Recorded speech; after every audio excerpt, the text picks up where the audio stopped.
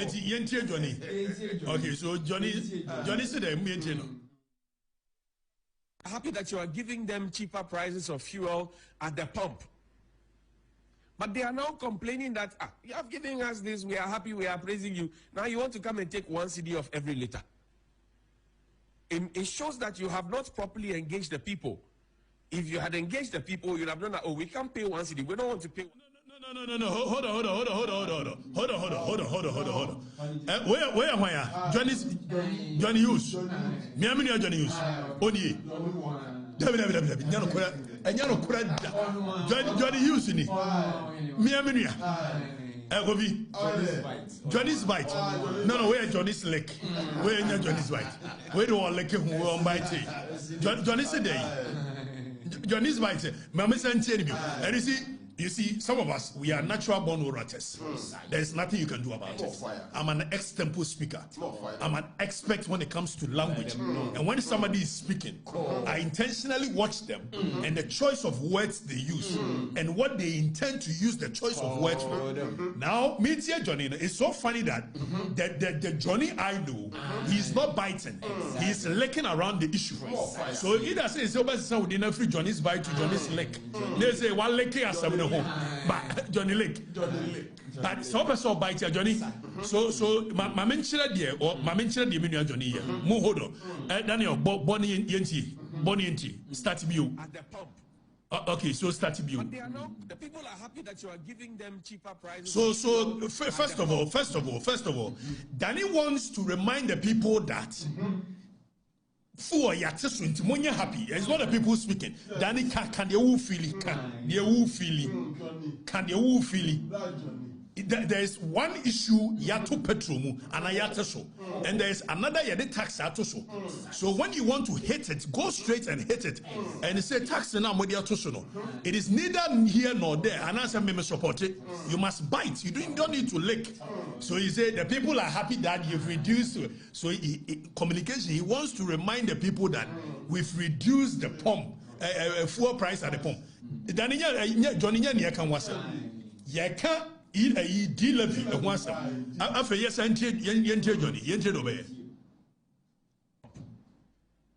But they are now complaining that you have given us this, we are happy, we are praising you. Now you want to come and take. Okay. Hold on. Look at what but they are praising you that we are not happy. You are, and look at. No, the people have not said they are happy anywhere. So, Johnny, please continue to bite. Don't be licking.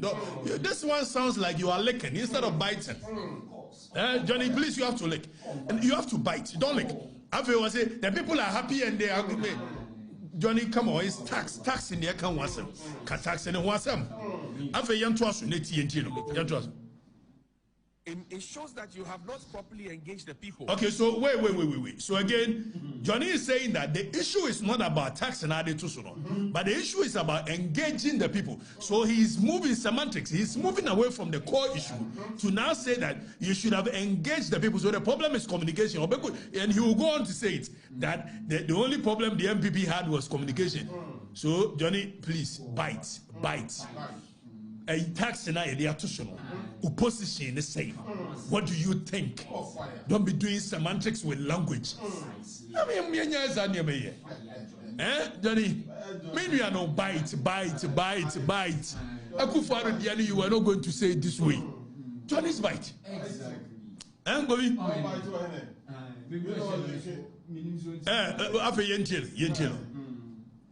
If you had engaged the people, you'd have known that, oh, we can't pay 1 cedi. We don't want to pay 1 cedi. We want to pay 30 pesos. We want to pay 5 pesos. Or we don't want to pay.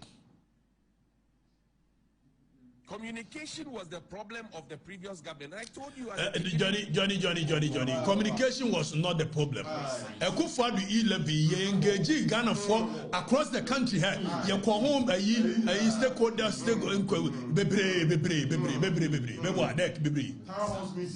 town halls meeting, so it's not communication. Don't make it substantive issue. Oh, Miana Johnny. Oleki. Johnny bites it. What it? Bites it there. What do you say? I bite it.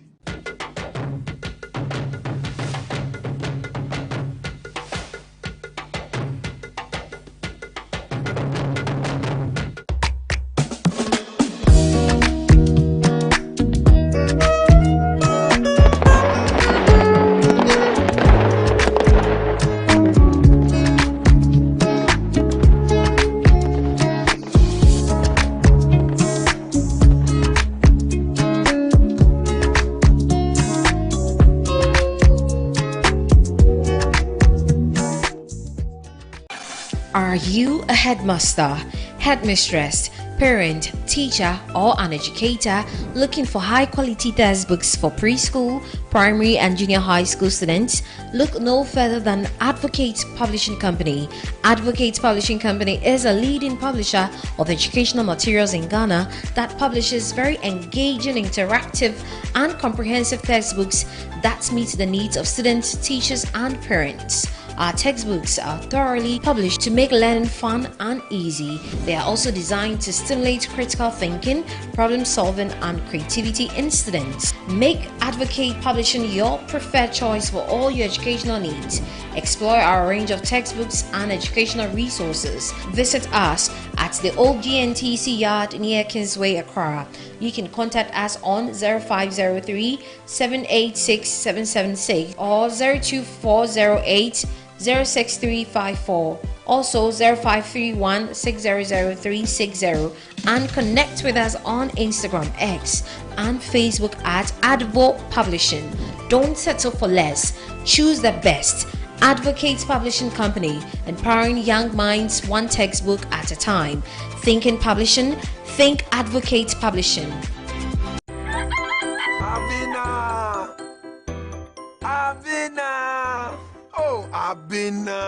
Edi asema menya oden o tiantie mu amanfo ada o hye me boso beto phone na mame me phone na say dada menya oden dem was surprised man. Surprise ben.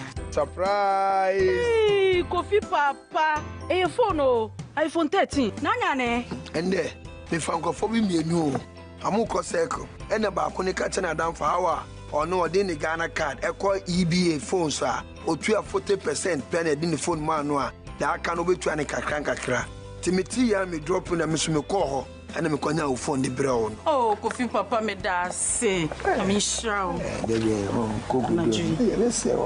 Wo EBA phones hadie yeton iPhones ne ho akade nyina ye sanso de ma wholesale so ye dealer na so pedodo atua na se afi na wo hye iPhone business na se a dryer se ye hwehwe ye chira kwan e wa Accra Circle Mall any tiptoe lane modern photos in chain American Monso ye ni odor rice ene edi nhwenim Kumase ye wedum ejekuma brunsan nim obetumi so hu ye e wo www.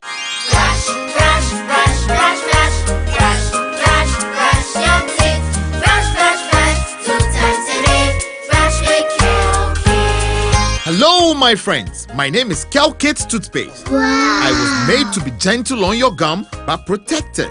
I will protect your teeth from cavity, make your teeth whiter, stronger, keep your mouth fresh all day. And best of all, I'm strawberry flavored. So put on a smile and try me. That's amazing. Just try me. That's my job. If you say so, jump on my brush. Makes your teeth stronger, chicky whiter, chicky stronger. Yay! You did it! I'm glad you like your new toothpaste. Don't forget to brush both day and night. Calkits. Happy smile.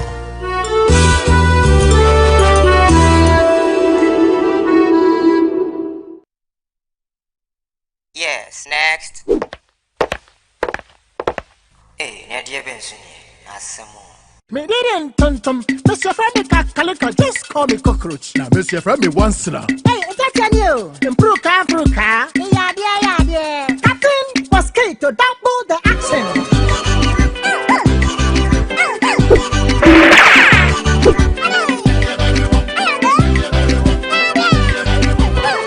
Me didn't sasso spray. Mr. Freddy sasso quell. Yeah, go to my sasso.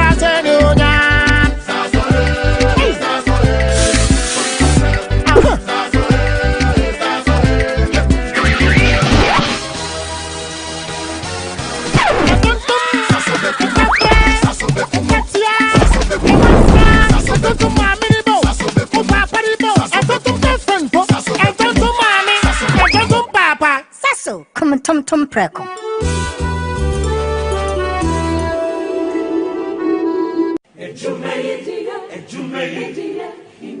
In life, choice is good, but choice plus safety is way better. Your safety and comfort is paramount. Under the cylinder recirculation model, you can buy LPG in a safe environment. All cylinders are inspected and maintained to the best safety standards, so your safety is assured. Just take your empty cylinder to the nearest exchange point and swap it for a filled cylinder. Different cylinder sizes will be available to meet your pocket size. Imagine cooking in a smoke-free environment. This will improve the health and well-being of you and your family. Choose LPG in a safer model of distribution.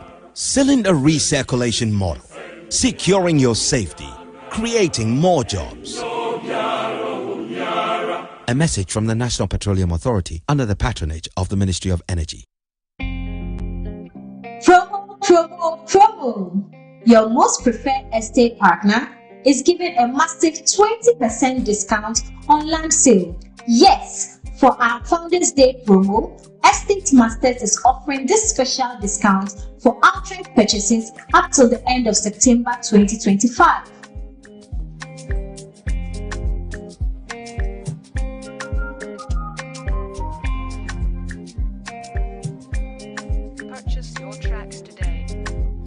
This cuts across all our available sites, and upon purchase, you get to enjoy a free indenture and free site plan. Our site visits are also free, so rush now and secure a plot of land while this offer lasts. Estate Masters, your most preferred estate partner.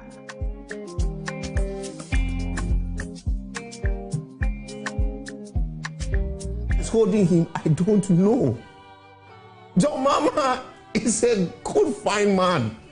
His brain is on point. His children are sweet people. I can't understand that he would think of other people's children to drink this water. I don't think the first lady in her sanity would ever sit down and approve of any of this when one of the people she loves the most has died. Why should the minister of lands be raving and ranting as if he's the only one on the street? Where are the people who said 1 week? Sam George, my brother, Igbo Yo. Okujato, where are you? We have to call you out. My own brother, Roxy Dafiamo Paul, you cannot change your mouth. Please, it's not about your party. It is about Ghana. There should be something we should stand for. Sam George said the president can solve this in 1 week. By doing what? Declaring a state of emergency. And that's true. If any president were to declare a state of emergency, nobody goes there. So that's true. That will solve the problem. There's no question about that. That is true. And if you say these things and you come to government and say that, well, we are in government, as you just said, that the turbidity of the water is getting worse under your government, worse than when you said we should declare a state of emergency. At a certain turbidity level, you said declare a state of emergency. Turbidity level becomes worse. You now have the power. And you tell us that you don't want to declare a state of emergency, and we should listen to all this beautiful English being spoken by a lawyer, that we have done this, we have done you and this and that. All that is okay. It's a political question. The acting Chief Justice told the Bar Conference this week that the Galamsey has become worse under President Mahama. Felix Kwachofosu, the government communication minister, says he needs evidence of that. He needs evidence of the fact that the situation has become worse. He said nobody has provided the evidence. He doesn't have the evidence. Kolebu Teaching Hospital is reporting things. He doesn't have the evidence. The turbidity of the water from Ghana Water Company, he doesn't have the evidence. These are the matters that is making the politics unbelievable.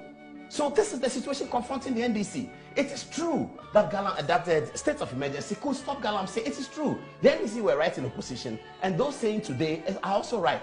Now this is the situation. NDC was in opposition, says that the thing is at 20%. You need to declare state of emergency, Mr. President. NDC comes to office at 60%, and they say, oh no, a state of emergency, it will come later. Galamsey, yes, own the politics. Council of State, Mr. President knows, everybody knows the kind of people who are there, that you find the people in there. The executive, they are there. Parliament, they are there. The only place where they are, in fact, even the media, some of them own the media. Yeah. Where's our hope? If Mr. President will not do it, it's okay. I'm tired. I've suffered under every government. You guys can come and punish me. It's okay. Somebody should die for something. Omani, my brother, he died for something. But his own people cannot even make what he died for even count. They are thinking that they've raised 3-something million or 6-something million using government donations and all that blah blah blah to use that to mask and say I'm thinking of your family. That's the small thinking that you people have. Nothing. Small thinking. You think you give people money and that is it. It's not just what he wants. He wants you to transform this country. That's why Omani would have been a fine president. Please, we should stand for something. If you're an NDC man and this is happening, talk to your people, stand out. You should have honor. You can't be an MP with reasonability, with mandate, with allegiance to the Constitution of Ghana. And you see this and keep quiet and come and have the audacity to come and even discuss the fact that the president never used the word state of emergency. Nonsense. Do you have a heart? Do you have a heart? Do you have a conscience? They should declare a state of emergency. All mining should just stop now. Just as we declared lockdown during COVID, let there be a certain declaration of it. It shows seriousness. People are beginning to tell me that in the next election, don't vote for him. People are this. I go in the streets. I don't go to the universities. I'm on the streets. People on the streets are now telling me, don't vote for him. NDC is going. That one went, we'll send this one out. We don't care who's coming. We'll vote for that person. We'll try that person. Can you imagine? This is not a joke. Oh.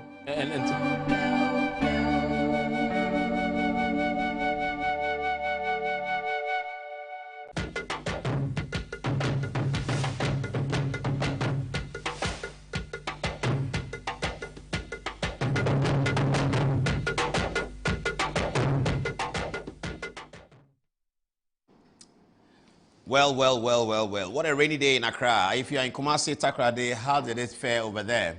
If you are listening to us from the United States, United Kingdom, Belgium, there are some Good Evening Ghana fans in Belgium, in Brussels. They all listen all the time. It's such a delight to bring you Good Evening Ghana again. Unhappy night because Chairman Wontumi has been kept behind bars tonight, unable to fulfill bail conditions. We are monitoring that situation. We have quite a lot to tell you about that. Tonight is a full Galamsey conversation. Charles Bissiou, who knows a lot about Galamsey, will be in the studio for a rare conversation. For the first time tonight, you're going to hear about the foundations of the Professor Frimpong Boateng report. And then you're going to understand a few things about Galamsey. And you're also going to learn, you heard from Miracles Abuaji the other day when he was here. Tonight there's a lot more. Charles Bissiou has really a lot more. He was the secretary to the coordinating team that was set by Nana Addo Dankwa Akufo-Addo to end this menace, which is still, unfortunately, with us. But today is a happy day in other respects, because today is the 62nd birthday of former Vice President Alhaji Mahamudu Bawumia, who is also the contestant for the MPP's flag bearership. There is Dr. Bawumia, the picture that circulated all over. I went to his home this afternoon, but he wasn't there. Apparently, he was in a National Council meeting with the National Council of Elders of the New Patriotic Party, National Executive Committee, I should say. He was with the National Executive Committee of the New Patriotic Party, meeting at their regular meeting place here in North Ridge in Accra. But Dr. Bawumia tells me to tell all my viewers that he's happy, he's comfortable, and he's grateful to God for another milestone, now clocking 62 years. And he looks very good. These days, 60 is the new 45, isn't it? It looks like that. Dr. Bawumia clearly exemplifies it. God bless you, Alhaji Mahamudu Bawumia, on this fateful day of your birthday.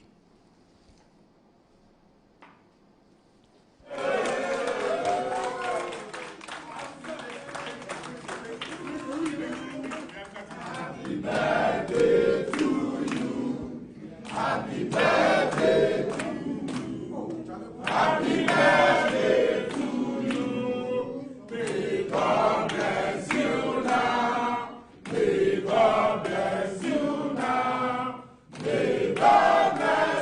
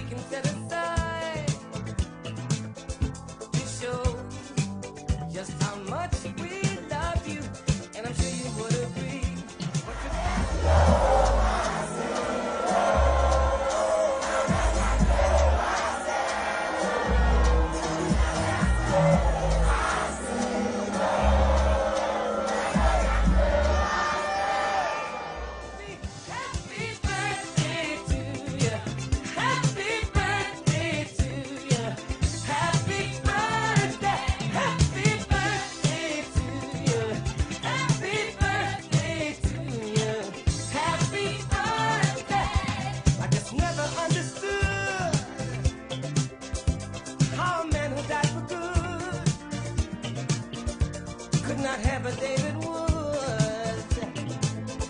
He said,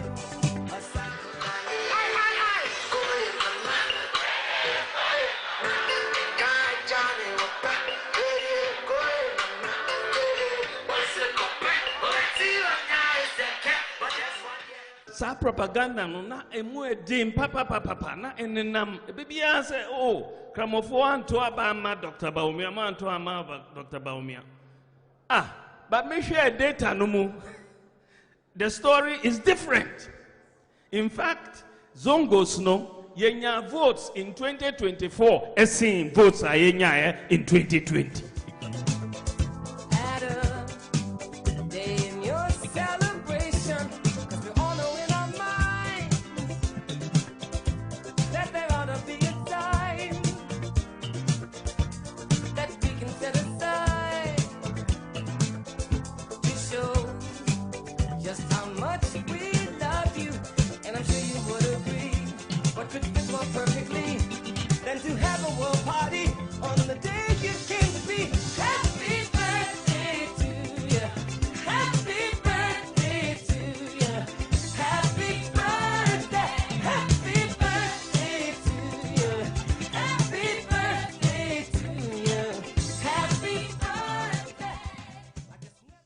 Happy birthday to the most effective vice president of the Fourth Republic, Alhaji Muhammadu Bawumia, who is also contesting for the NPP's leadership position again on January 31. All right, we'll get in some detail about it. Earlier today as well, or was it yesterday actually, former Attorney General Godfrey Adame made his way to the CID in grand style. Godfrey Adame and his lawyers tell me that they were pleasantly surprised that they showed up at the CID office and they saw over 70 lawyers attending the CID office in wait for him to show up at the office. This is Godfrey Adame arriving at the CID office in the company of senior lawyer, 38 years practice at the bar, Frank Davis. For many years, the Greater Accra Regional President of the Ghana Bar Association, one of the longest serving. Also, club chairman of Accra Great Olympics. I always like to remind Frank Davis of that position that he held because I used to work with him in those days when I was at Asante Kotoko. And there, Koe Suman, former counsel to President Akufo-Addo, Diana Asuna-Badapa, Deputy Attorney General, and the Honorable Tia Yeboah, also Deputy Attorney General. This was the team that Godfrey Adame was hoping to show up at the CID. When they got there, they found out that NPP lawyers or lawyers sympathetic to human rights had massed up. Over 70 of them turned up at the CID headquarters to attend the CID with him. I'm not sure how the over 70 lawyers wanted to enter the CID office. The CID itself was overwhelmed. A few scuffles ensued, not with the lawyers and the CID, but with some persons, individuals, political supporters of Godfrey Adame who had printed T-shirts with the inscription, "You can't tarnish Dame's image," something like that, all over written on it, and they showed up at the CID office. In the interrogation itself, the CID asked Godfrey Adame questions about the reports that has been made by Richard Jakpa. Let's get onto the touchscreen and deal with the matters, as it were, in toto and in some commanding detail. Welcome again to the show. If you are just joining us tonight, we have a full-scale Galamsey program. No, let me have Kulendi and Dami, and that's the starting point, isn't it? Let's get that. Yes, please. So this is the story. Richard Jakpa here is the Director of Operations at the National Security. He is the initiator of all of these new processes. Everyone must have thought that the process was over after the Court of Appeal ruling, and especially after the discontinuance by the new Attorney General of an application that Mr. Dame had filed at the Supreme Court challenging the Court of Appeal's decision. The Court of Appeal decided against the High Court that Richard Jakpa and Kaysel Atuforsen had no case to answer after the prosecution had closed their case. The High Court judge, Leonard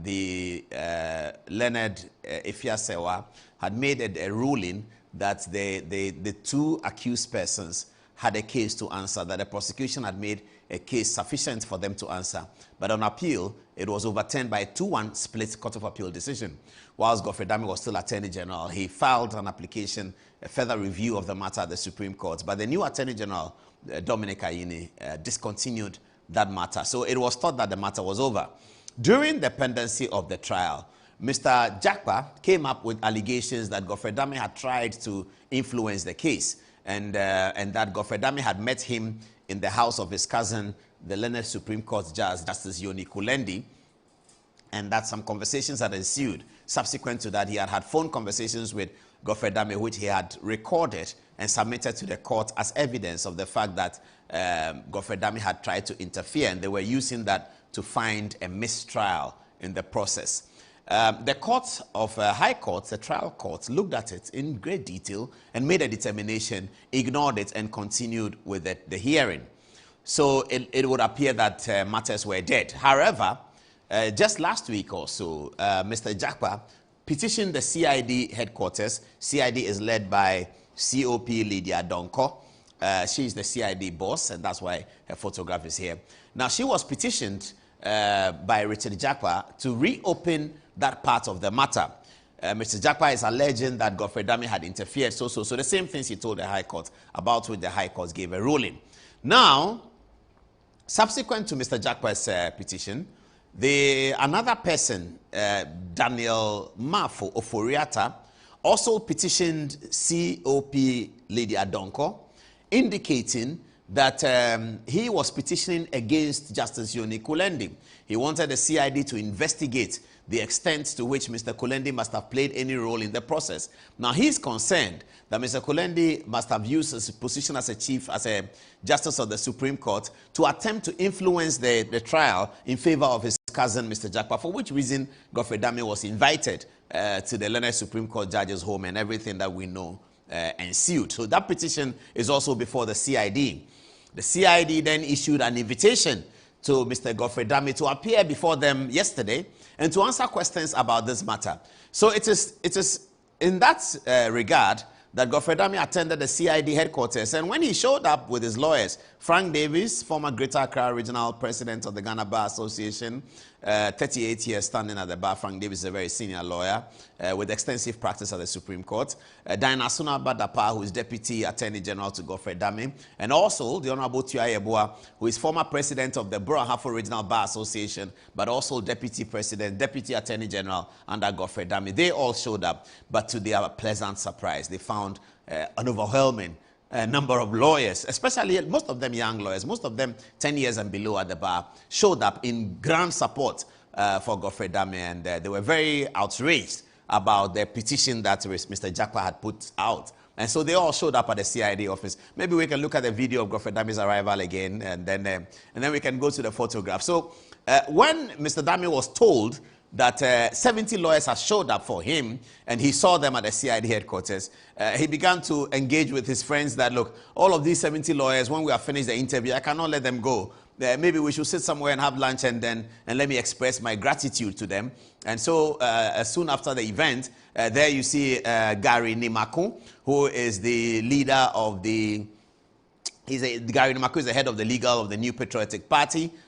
Himself recently in the news, having brought a legal action against the Fourth Estate. You remember that?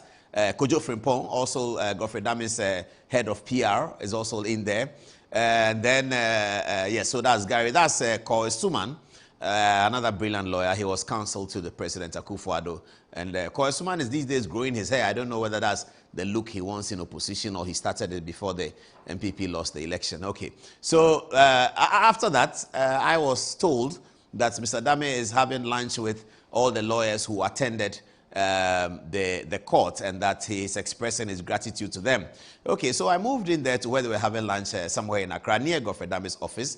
He couldn't host all the lawyers in his office, so he went out to a nearby place to have lunch with them and to express his gratitude. We got some photographs from there, and I'd like to go through it so that you can see. Now, this is the photograph. This is Godfrey Dame and Diana Asunaba Dapa, who was one of the lawyers for his boss. This is Gary Nemako speaking to the group of lawyers who came in to express their gratitude. This is a prayer being said. You see all the lawyers around the table. They were also quite happy that Mr. Dami had found one place to put them together. And Frank Davis also gave a testimony about the legal proficiency of the former Attorney General, and for which reason he was completely outraged about this invitation and the petition at all. And so he went in there, of course. And then this is still some of the lawyers. You can see most of them are very young, less than 10 years at the bar. They were all there. Godfrey Dami speaking to them, expressing his gratitude and showing his love for them. Here they are having a conversation. Where they are young lawyers, there's always argument. And so you see them arguing among themselves. They argued about almost everything. We're talking about constitutional amendment and what can be amended and what cannot be amended. Godfrey Dami expressing his gratitude here to Frank Davis for Frank Davis showing up at the CID headquarters. He was very grateful. Diana Sunabadapa encouraging the young lawyers. Now, this is a very interesting photograph here because in the middle here is former Secretary to the President, Nana Asante Bediatuo. Maybe you can put the picture directly so they can see it well.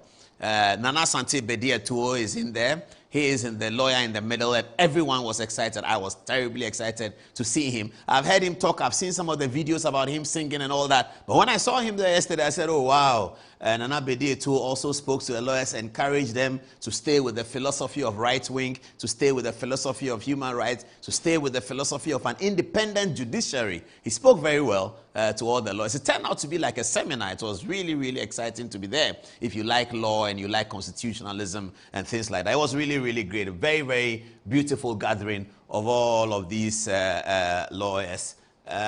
This is one of the lawyers also responding to the matter. Of course, the Mrs. Dr. Mrs. Dami was also there in support of her husband. One of the lawyers from Akufo-Addo Prempeh & Co. also speaking to the audience. I was in the office when they called me, so I couldn't wear a black tie and all that. I was just hanging out here doing my work. So I joined them. It was fun. It was real fun. So that's Koy Suman, myself, and Kojo Frimpong. We had a great time, didn't we? That's Nana Asante Bediatuo in a closer shot as he was speaking to the lawyers over there. Tia Yeboah also encouraged them and sincerely thanked them. One of the young lawyers again responding to it. Frank Davis also spoke to them about their career, how they can build credibility for themselves as lawyers, etc., etc. And Koy Suman also gave them some tips about working in the office of the president, how they wanted to ask him questions about, so when you are working for the president and something happens, a letter comes, what do you do? And Koy Suman was right there to give them all the information that they needed.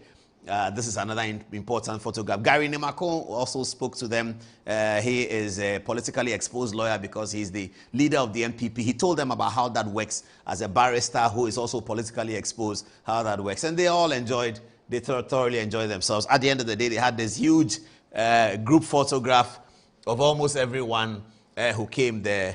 And Mr. Dami was very, very grateful to all of these lawyers coming to the CID to show the support. Let's get back the photograph of the four, and then let's ask the question. So where do we go from here, actually? Because the CID now has to continue with the other petition, which is by Daniel Mafo Ofori-Atta, and we are really waiting to see what happens. Often, we see that the government agencies will work this way against opposition, for government against opposition. But we're really waiting to see how COP Lady Adonko will deal with the petition that has been received by her office from Daniel Mafo Ofori-Atta, where he is requesting an interview of the learned Supreme Court judge and determine the extent of his role in the matter. We are waiting to see what happens. We know that Mr. Dami has been interviewed, and he gave them answers to the questions that they asked. And then we are waiting to see if there will be a public call or if there will be a call for Justice Kulendi to also attend. We are not so sure whether Mr. Jakpa was there. From the testimony that Mr. Dami's lawyers gave to the media, Mr. Jakpa was not there. His petition was before them. He was not available, so I don't know how they do their work. But the CID know best how to do their work. But he certainly wasn't there. So this is the story from yesterday's attendance to the CID headquarters by the former learned Attorney General, Godfrey Yeboah Dami. On to our next story. Nana Addo Dankwa Akufo-Addo is back in the news. So, you know, Nana Hesse Ojiri put up this photograph on social media. And his concern was that, I believe this is Fawaz, Akufo-Addo's, one of Akufo-Addo's aides, who was an aide to him during his government period. And this is Nana Akufo-Addo.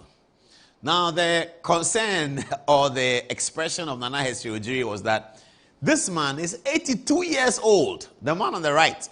Former president of Ghana, two-term president of Ghana, former foreign minister, former attorney general, three-term member of parliament, consummate politician, fighter of human rights from the 70s all the way, son of the former president, and that. We have to add that. We are sorry, but we have to add that. Son of the former president. Anyway, and the son of the former chief justice as well. Just so we can be clear. Okay. Now, this is Nana Akufo-Addo, yeah? 82 years old.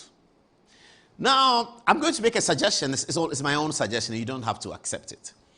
Do you know why at 82 he looks like that? And if you listen to him talking, he will remind you of things. And that's the frightening part. If you think I'm lying, you can ask Abu Jinapo, the former minister for lands. You can ask him.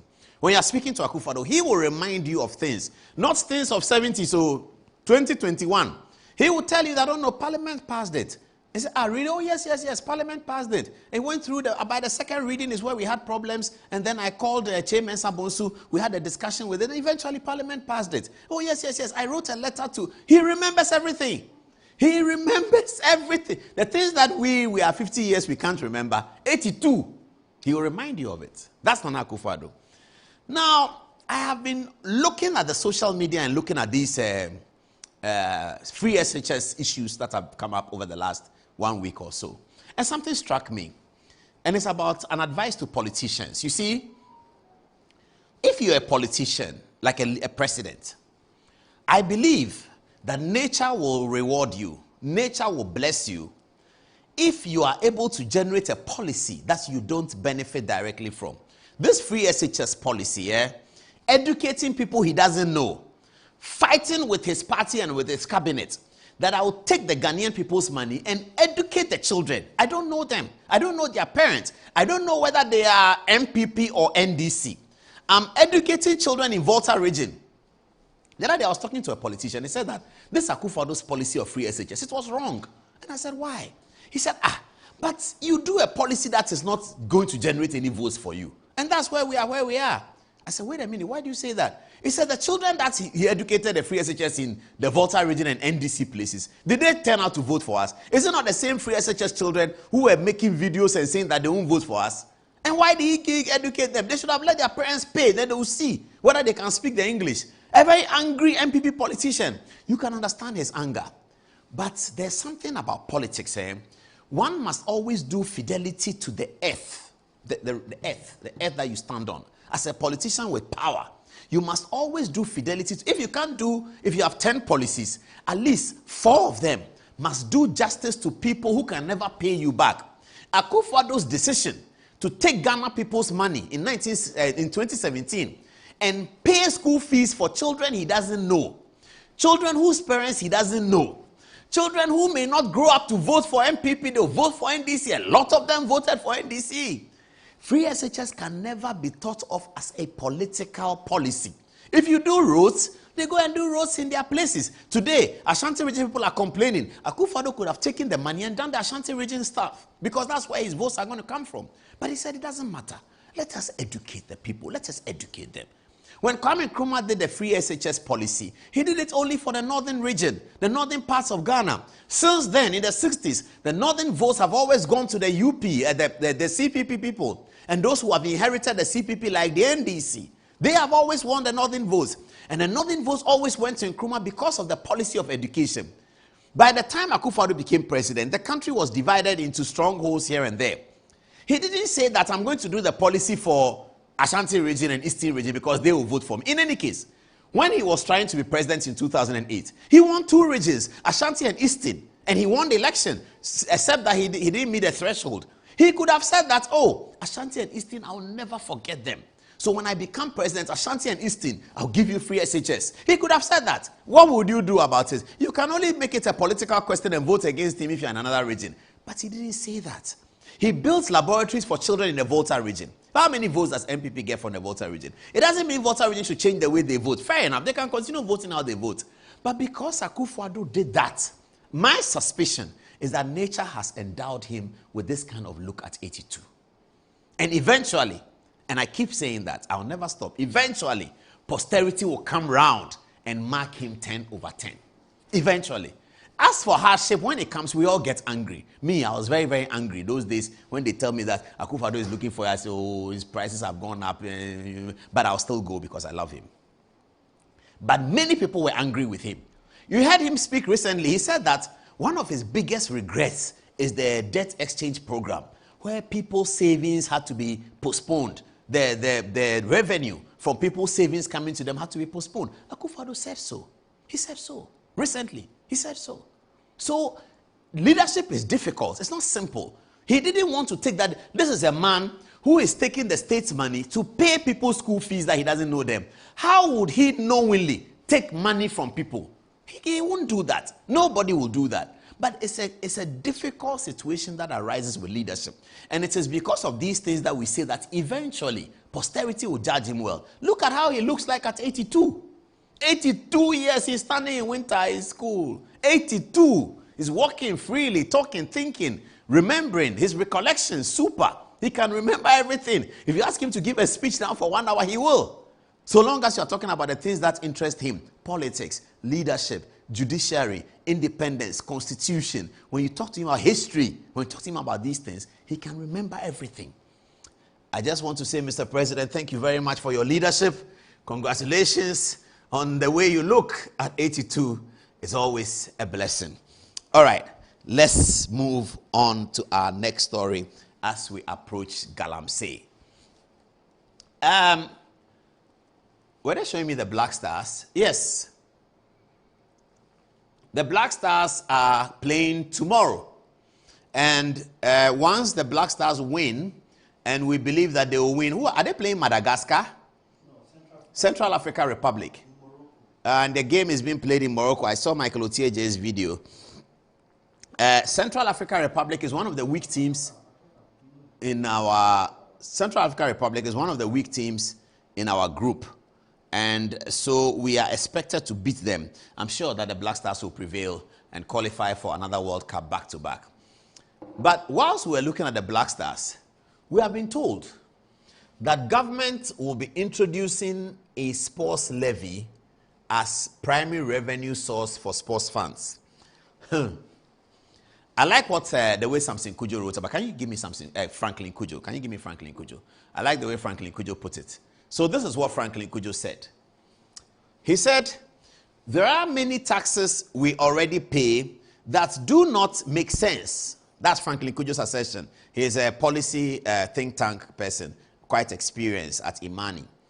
There are many taxes we already pay that do not make sense. Please look for one of them and replace this sports levy. Otherwise, as he put it, ebeye butu butu butu butu. Franklin Kujo doesn't want to pay any sports levy. He doesn't want to pay. He won't pay. He says ebeye butu butu butu butu. Then Kofi Bentil comes up also from Imani. Hail the next nuisance tax which will be withdrawn by the next government. Politicians never learn. Oh, that's interesting. Kofi Tonto says, if we pay a particular tax that does not make sense, you repeal it. You don't replace it with another nonsensical tax. It will be butu butu butu in this country. Kofi Adams and President John Dramani Mahama have dreamed up an agenda to raise revenue to support sports. Ordinarily, that should be a noble idea.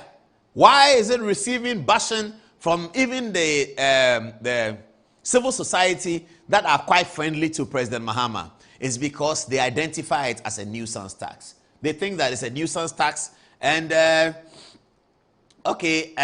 Anaba Kwaku Amponsan says, betting tax out, sports levy in. Resetting agenda is on course. He's being sarcastic. Jasper Delali says, take it from the millions we spend on Black Stars. Let GFA make our domestic league more attractive to generate more revenue. Nobody, no civil society person wants to pay any sports levy. But we are tired in Ghana, aren't we? What is you come? Betting tax. MDC won elections on betting tax. They say they don't want to, nobody wants to pay betting tax. Betting tax is not tax from everyone. It's taxed by those who win the bets. So you go and bet Manchester United to beat Liverpool next weekend, which is my hope. I don't know whether it will happen. I sincerely hope it does.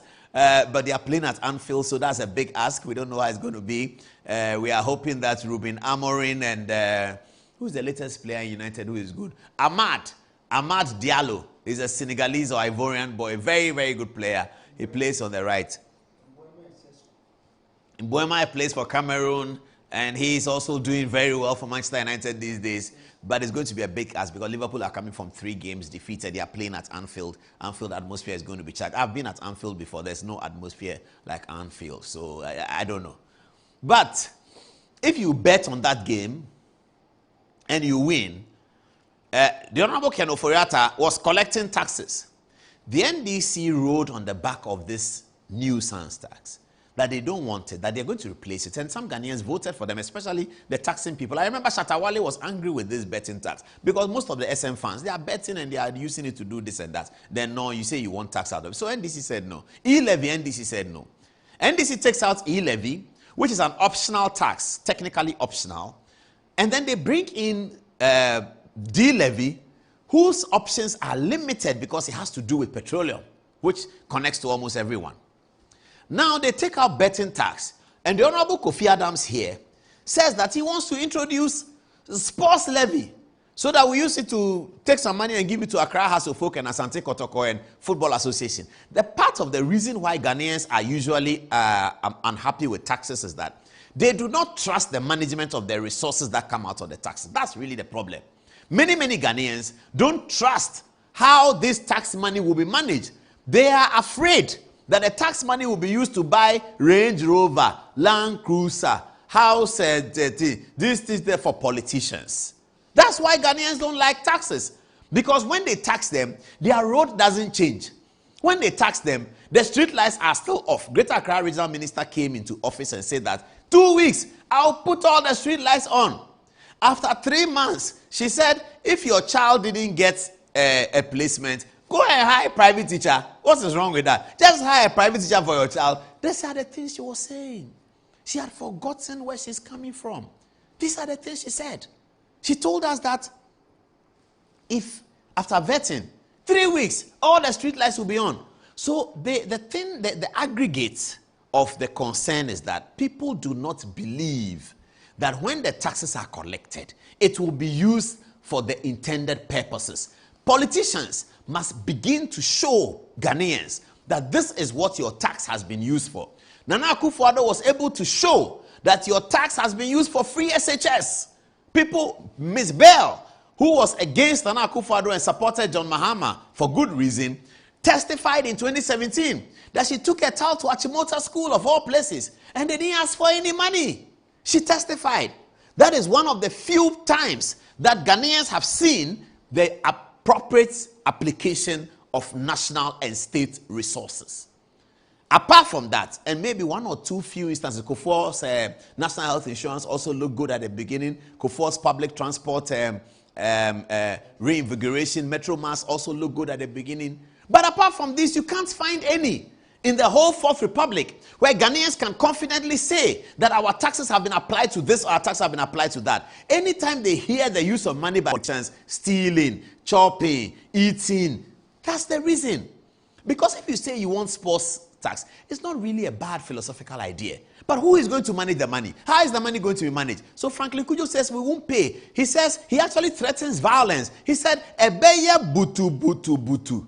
Butu butu means violence. Mr. Minister, Franklin Cudjoe says there will be violence if you like try and bring some tax that you are calling sports levy. You will see. It's democracy at work. It's democracy at work. Need I say more? I won't say more for now. Let's leave it. And maybe I'll take some messages. I want to take some messages before I come to this, my big nemesis on Friday morning. Uncle Ato, how are you? I salute you. Good day, Uncle Ato. I'd like to take a few messages on what we've been saying so far. Dr. Baomia's birthday, Godfrey Dame, and then Akufo-Addo, and the sports tax. Let's see what people are writing on social media. Fatih is here, and she's going to be reading the text to us. Fatih, what are people saying? All right, thank you, Paul. So a lot of our viewers are wishing Dr. Baumia a happy birthday. Coming from Justin Benzema, he says happy birthday to His Excellency Alhaji Dr. Mahmoud Baumia, our next president of the Republic of Ghana, and he wishes him well. Yakubu Seidu also says happy birthday to the incoming president of the Republic, DMB. Awudu Zanga also wishes Dr. Baumia a happy birthday. He says warmest birthday wishes to Dr. Mahmoud Baumia, the next president of the Republic of Ghana. May your new year be filled with wisdom, strength, and divine guidance. Atahati says judges of today and the Mahama's administration seem to be compromising their independence while reminding suspects and use spurious bail conditions to still keep them in detention. Pathetic. Alhaji Alidu also says, good evening. Paul, help me to send good wishes to my boss and the next president of the Republic of Ghana, Dr. Mahmoud Baumia.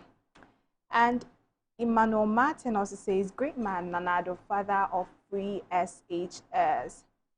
Dashtin Kone has a message for you, Paul. He says, please prepare some interview session for the President Nanado, for many of us would like to hear from him again before God calls him. Michael Iram also says, the free SHS had one vision, a generation of no illiteracy. Well done, Nanado. Ibn Alidu also says, Nanado is a legend and God will bless him forever. And lastly, coming from Michael Ephraim, says, I'm sure Nanado's project record will challenge His Excellency Mahama to do more. And that is good for Ghana. So let's support the current president. Back to you, Paul. One of my regular viewers, Hassan Ayariga, who's been running for president, says that, hey, Paul, politicians will always fail us. Change is always necessary. Hassan Ayariga, the Igbo man says he has sued you. So I don't know how that is going to happen. I've been told that Charles Bissiou has arrived in the studio now, so we are ready for our interview very soon. But I had a small issue. I had a problem on the TV last Friday. So as I've been doing these days, I just walked into the next room from where I'm standing now. On Friday mornings, I attend Good Morning Ghana. So I attended Good Morning Ghana, and it's a newspaper review program, as many of you know, Randy Abe's show. In the next room, I attended it. Good Morning Ghana, newspaper review. Musa Danko had issued posts about NDC selection process and MPP selection process. We discussed it. To my surprise, the Moro Audu, my colleague and friend, indicated to myself and Mr. Nilante van der Poel that Mr. Ato Ahoy wanted to make an intervention into the program. Of course, we're all very excited that, oh, Ato Ahoy still connects to politics. Oh, Ato Ahoy, I know him very well. Nilante said, oh, I know him very well. I said, I know him very well. What does he want to say? Moro said, oh, he doesn't know, but he wants our permission to take Ato. We all said, oh, of course, of course, of course. So Ato Ahoy's phone call was put through to the studio. And I was surprised. And then he took me on. He said, I'm saying something terribly wrong, and accused me of all kinds of things. Eventually, it was settled. But I'd like you to watch this video, viewers, and then I'll come back and explain the behind the scenes of what happened in this whole episode on Good Morning Ghana. But I like to say greetings to Uncle Ato Ahoy. I'm sure, but he probably is not watching, but he'll be told or he'll see the video. And Uncle Kwamena, the ever-brilliant lawyer, Kwamena Ahoy, also, his photograph is here for a reason. Tonight, we'll say the story, the backstory behind all of these things. This is a short clip of the video. It's about 7 minutes long. Yes, please go ahead, Uncle. Moro. Yes, sir. I like the way of late you've been presenting Paul Ademoche come and cause confusion in the NDC. Oh! Yeah, that's the first thing I'm going to say. I like the way you've been doing that consistently of late. Paul Adumochiri is a person who has never found anything correct with the NDC. He is one of the people who always wants to be on the side of Akufo-Addo. I know the relationship between him and Akufo-Addo, and he, Paul, knows that I know the things I'm talking about are correct. This is the Paul Adumochiri when NDC was in power, who came to my office and wanted me to get a position for him. But let him do whatever the mischief that he's trying to do. He's on a mischief assignment, and it's not going to help him in any way, shape, or form. And I would like him to concentrate on his MPP things, whilst we also concentrate on our NDC things. The NDC is very clear. It says that it will select a running mate, what is not running mate, the other one, a flag bearer, at least within 1 year of the election. So it means we can choose to select our flag bearer sometime in 2028 or 2027. So all these things that are going on causing confusion between Asiedu Nketia and Julius Debra and everybody. It's just the typical trademark of Paul Adumochiri. And I don't think we should give him the chance to I don't think you, Moro, should give him the chance to do what he's doing on the TV. It's not right. And I don't expect you to give a platform to this guy to do what he's doing. We have our party, and we are running our party, and we know when we are going to elect our flag bearer. He can go through all the rigmaroles that he wants. But, you know, Moro, you know very well that NDC, we have a way of doing our own thing. Do you remember that when Atamels was selected as running mate by the NDC, as flag bearer by NDC, nobody thought he was going to do it. But we got him in, and he got it. The same thing, when people were fighting about who should be the running mate with Mahama, all sorts of names were mentioned, but the NDC went and brought Nana Jane, and Nana Jane is now the vice president. So I think we should keep quiet and be careful the way we do our things with as far as the NDC is concerned. We have our system of doing things, and that system hasn't failed us, and it will not fail us.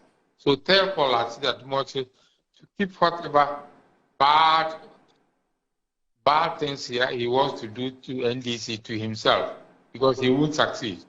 And some of us who are old members of the party will not allow him to succeed.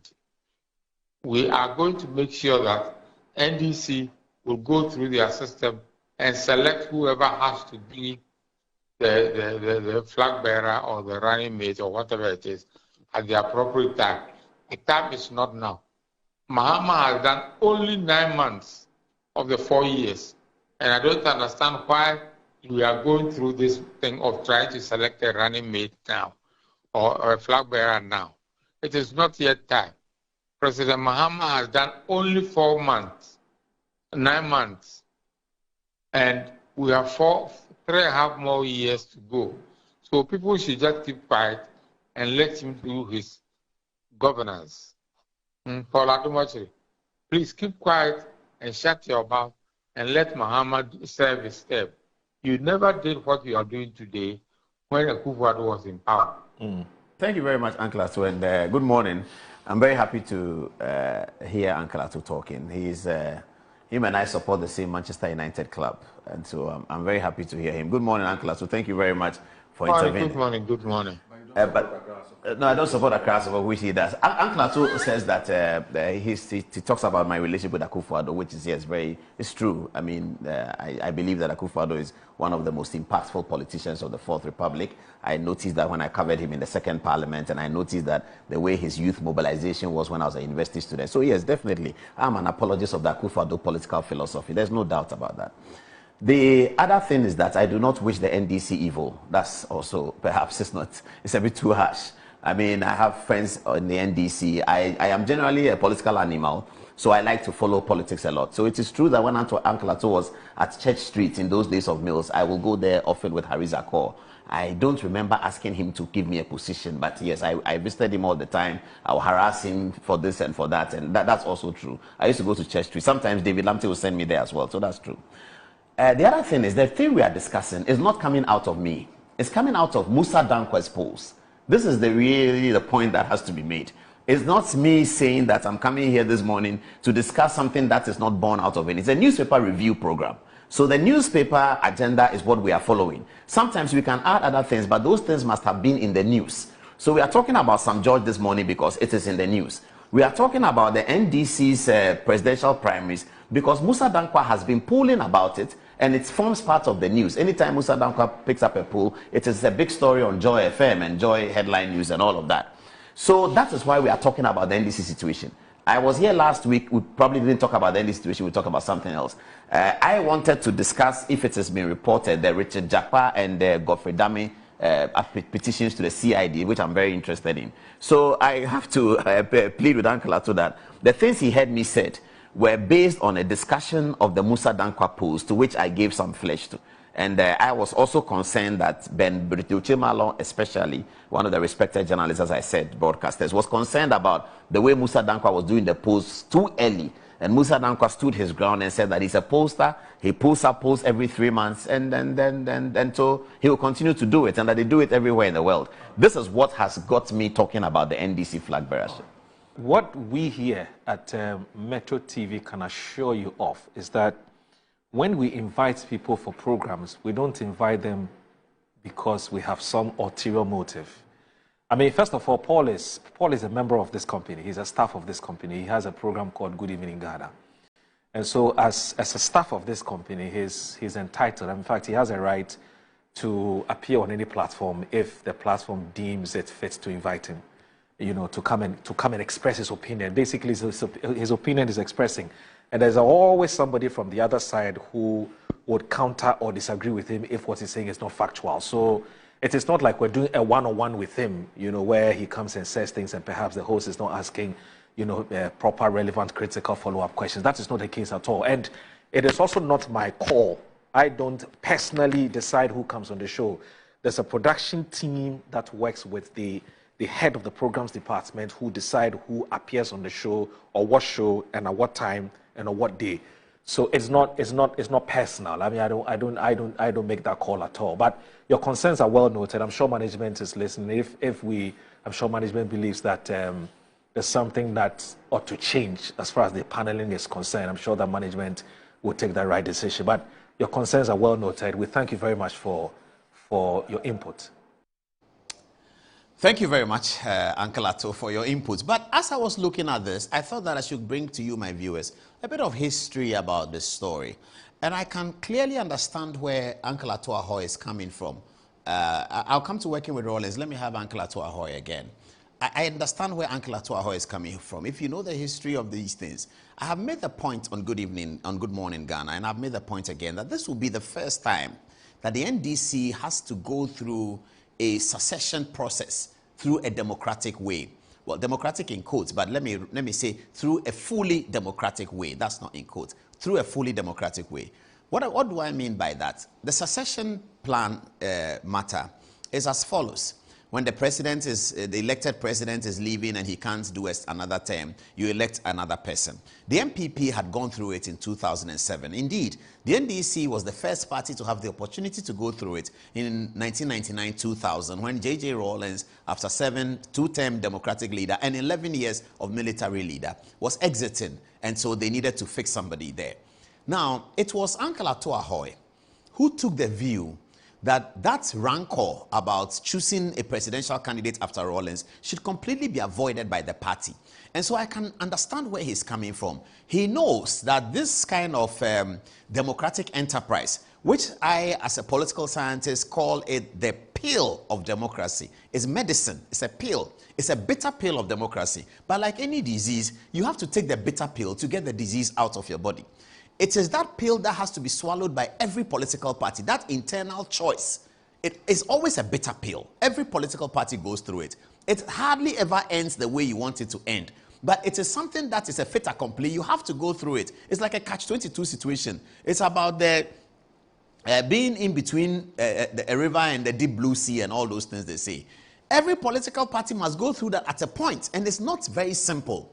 And when the NDC's turn came, the first time in the Fourth Republic, to go through the process, it was Uncle Ato Ahoy and his, at that time, so-called Fanti Confederacy, who managed that process. They believe that they had managed that process very well to avoid contest, and imposed on Flight Lieutenant Rawlings, his vice president, Professor Mills, got Flight Lieutenant Rawlings to make a public announcement 2 years into his term. Mr. Rawlings was sworn in January 1997. By mid-1998, October or so, 1998, J.J. Rawlings had made what has now become an infamous reference in the NDC called the Swedru Declaration. Now, the Swedru Declaration was occasioned by the philosophy of Uncle Ato Ahoy. Now, Ato Ahoy needed to occasion the Swedru Declaration so that this kind of fighting, bickering, and chasing each other and dividing the party would be avoided.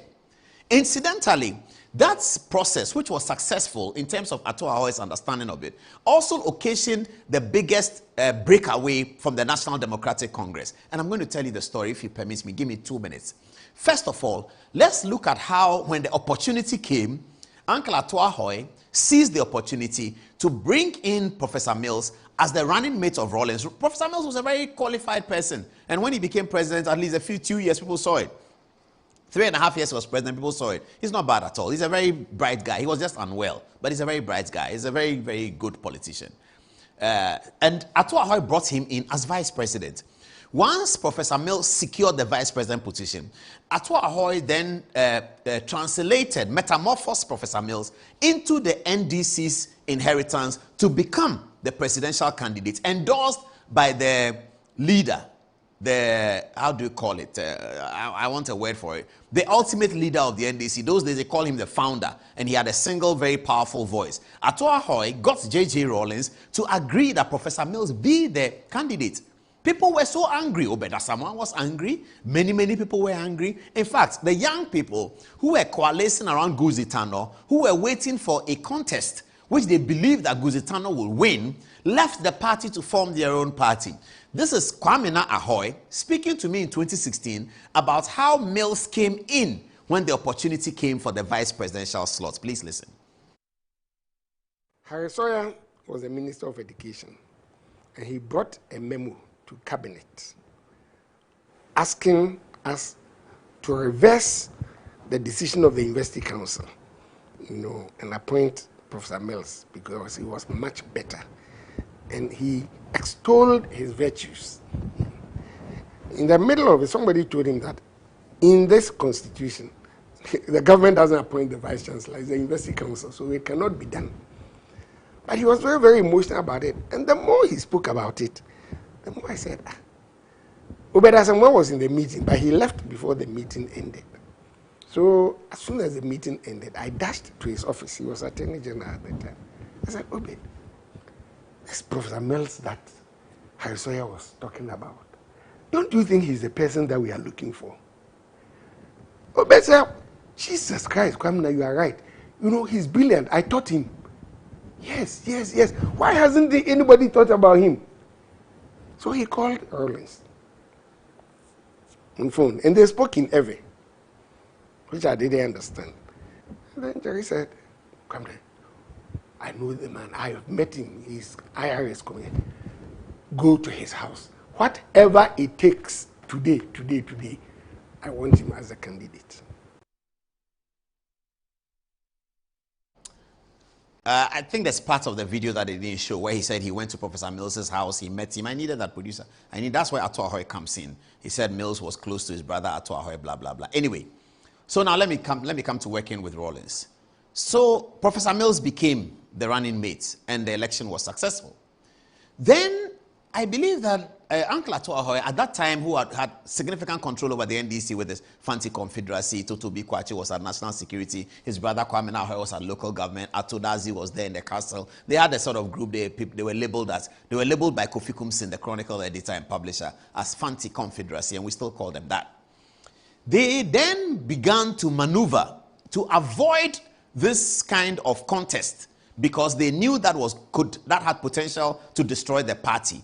To avoid that contest, they imposed Professor Mills on the party as the leader without a contest with a Swedru declaration.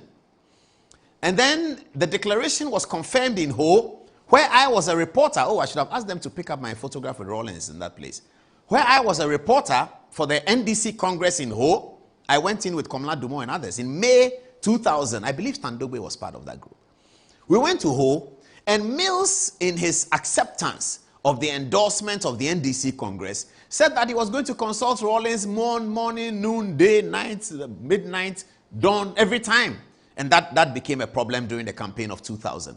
But this is what Ato Ahoy occasioned, because he was aware that if they were to allow this contest, there would be a problem. I am not so sure whether Uncle Ato is preparing to do that again. But it is impossible to do that in 2025. The democracy has come so far. The MPP has gone through so many congresses, changing leaders, that Ghanaians have become used to it. So it's completely impossible for anyone within the NDC to orchestrate an automatic inheritance of John Mahama's presidency and leadership of the party to another person without a contest. There is going to be a contest. And perhaps Uncle Ato doesn't want us to talk about that contest, but we can't do anything about it. Idrisu Haruna, recently, he's a minister for education. He's a bona fide member of the NDC. He's aware of all of these things. He spoke about the vice president, that the vice president could be a president, and then we are now beginning to make permutations of Jenana Opoku-Agyeman number 1, Idrisu Haruna number 2. We are wondering why Musa Dankwa in his polls does not poll Jenana Opoku-Agyeman. He doesn't at all. He polls Haruna Idrisu, Julius Debra, Johnson Asiedu Nkatia, Skesel Ato Forsen, Samuel Okudzeto Ablakwa, Dr. Zaneto Rawlings, and all of them. But he doesn't poll the vice president. Idrisu Haruna has drawn our attention to the fact that, look, the vice president is a potential candidate. Now, when Haruna said it and we spoke about it, Haruna Idrisu has come back to say that what he said was for effect. We analyzed on Good Morning Ghana, and I said that from my knowledge of Haruna Idrisu, what he said was for effect. He's come to confirm it, that indeed what he said was for effect. Do you have the video, producer? If you have the video, get it ready. Let's listen to Idrisu Haruna, Minister for Education.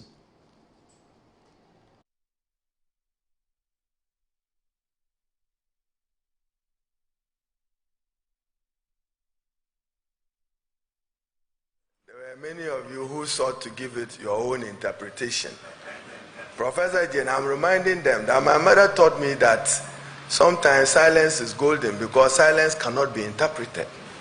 But this one, I wanted an interpretation because a vice president, irrebutably, is a presumption that she can assume the high office of president. Irrebutably. Irrebutably.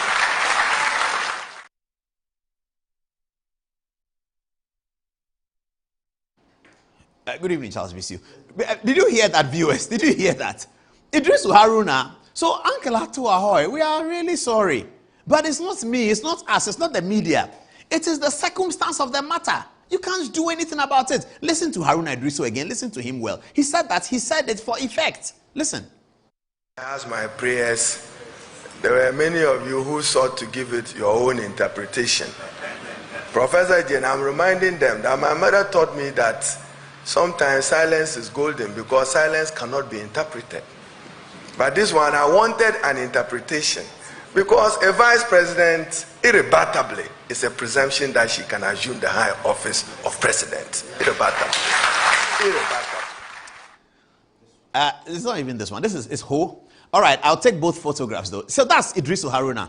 When I told the people I'm looking for my Idrisu Haruna and Professor Jenano Opoku-Agyeman, okay, so that ends that story. When I told my people I'm looking for the photograph of Rawlings, they brought me one that I'd like you to see. It's not this one, but this one was at a press conference in JJ's house. This must have been 2002. Those days, JJ and I were very nice, very nice. I go to him, we talk about military and all of that. So this is Flight Lieutenant Rawlings, who is showing me a point on the press statement. This Roland Aqua Stevens. I'm not sure where he is now, but I guess that he's working with the Yoko or something like that. Roland Aqua Stevens. We used to call him Kadera.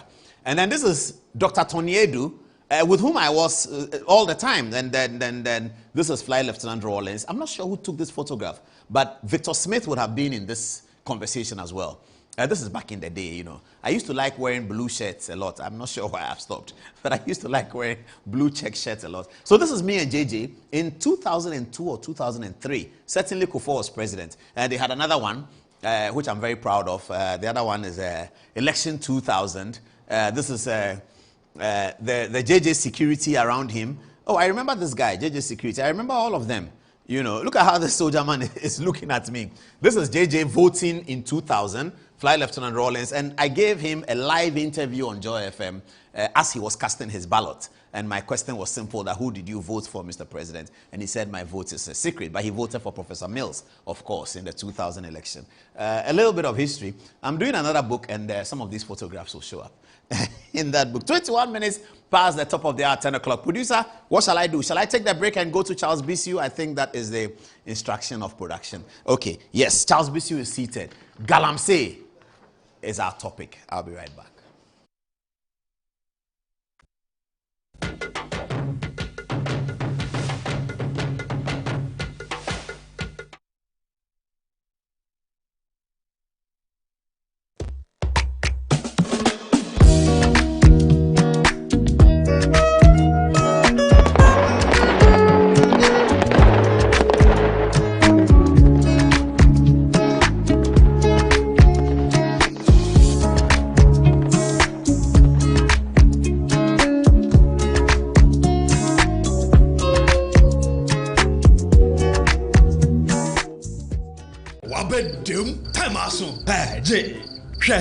Watch it, not learning. Missy, watch and learn. Makwaya mabesisia. Abozing. Akache say no ya konate and the more drink woman. Hey, but I didn't mean. Oh, sorry. She knew her old days. Eji, Dabio, baby wom. Ready? Hey, baby wom. Ah, Aji. I'll cause some discomfort. Uncle, sorry, uncle, where would the dad? Why your funeral? At your phone for Aerofield Trading. Sorry, it killed them all. No mum share nanda danya was mosquito call esudu womunumu. Na say spray with them musa. Try sima edronum ansana ko dynamo. And Kratoi FDA Ajatum. In my line of work, a confident smile is everything. Kel Charcoal Toothpaste keeps me on top of my game and ensures my smile is always radiant and bright. With the tiring nature of my job, we spend several hours under the scorching sun. To keep our teeth white and our breath fresh all the time, we use none other than Kel Charcoal Toothpaste. Kel Charcoal Toothpaste. You're on a Kessie and in a kit one. Samayo Kendini, a who be here, some make us a papadia to a mammy man for Kel Charcoal's natural ingredients, and a bomb is so buying, a man is swing, and a sans of Mama Hoto so a will beg you. Kel Charcoal Toothpaste. Choose Kel Charcoal Toothpaste for anti-cavity, whiter teeth, and fresher breath all day. Available in 80 gram and 150 gram. Grab yours today. Kel, happy smile. This advert is FDA approved.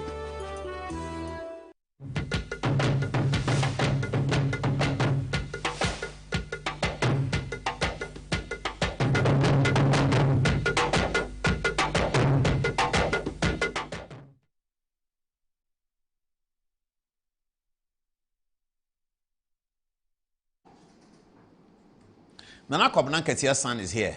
His name is Charles Bisu. Uncle Charles, what's it then? Wako. Attack what different one today. Now wife so no here. Family is good. Okay, great. Welcome to the show. Thank you. We're going to talk about Galamsey and also campaigning, political campaigning as well. Let me start with the video from Captain Smart of Onua TV. Let's look at it. Please. About state of emergency. Sam George, you care about state of emergency. Medaka, Mekai, Akufado time, Medaka. Obias no state of emergency. Adinta, NDC Form 24 to Galamsey. Go to the various constituencies and check. The general secretary, the secretaries, the chairman, the women organizers. What we need to Galamsey? You think we don't know? We know. We know.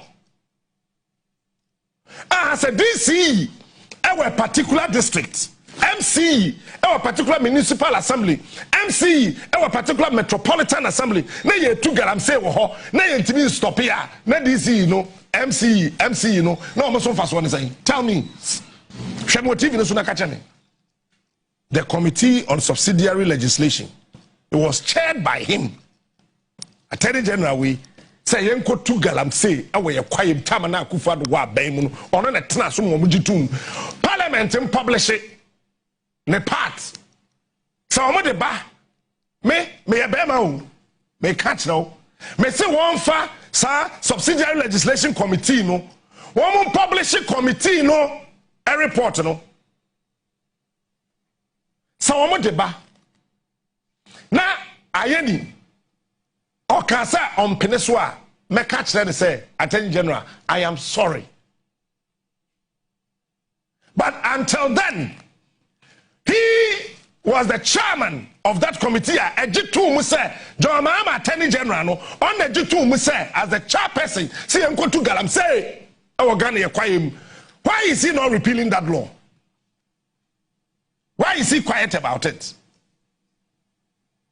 Yeah, bring the Attorney General's picture. Let everybody see him. You think we are in this country to joke? Me, I'm not a joker. Me, a Kofi Ghana. Me, Kofi Jumau. My joke, my jokey. Me, to interpret moka.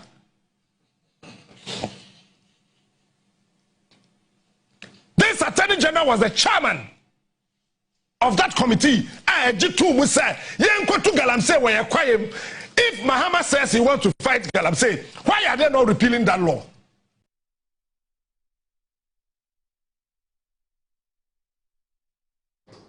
That was Captain Smart. Now, what's he talking about? The law he's talking about is here. It's a LI, Legislative Instrument 2462, Environmental Protection Mining in Forest Reserves, Regulation 2022, LI 2462, passed in 2022, actually. Now, the point he's making about the Attorney Generals has to be understood. In Parliament, there are two committees that are chaired by the minority. Ghana has a really interesting argument.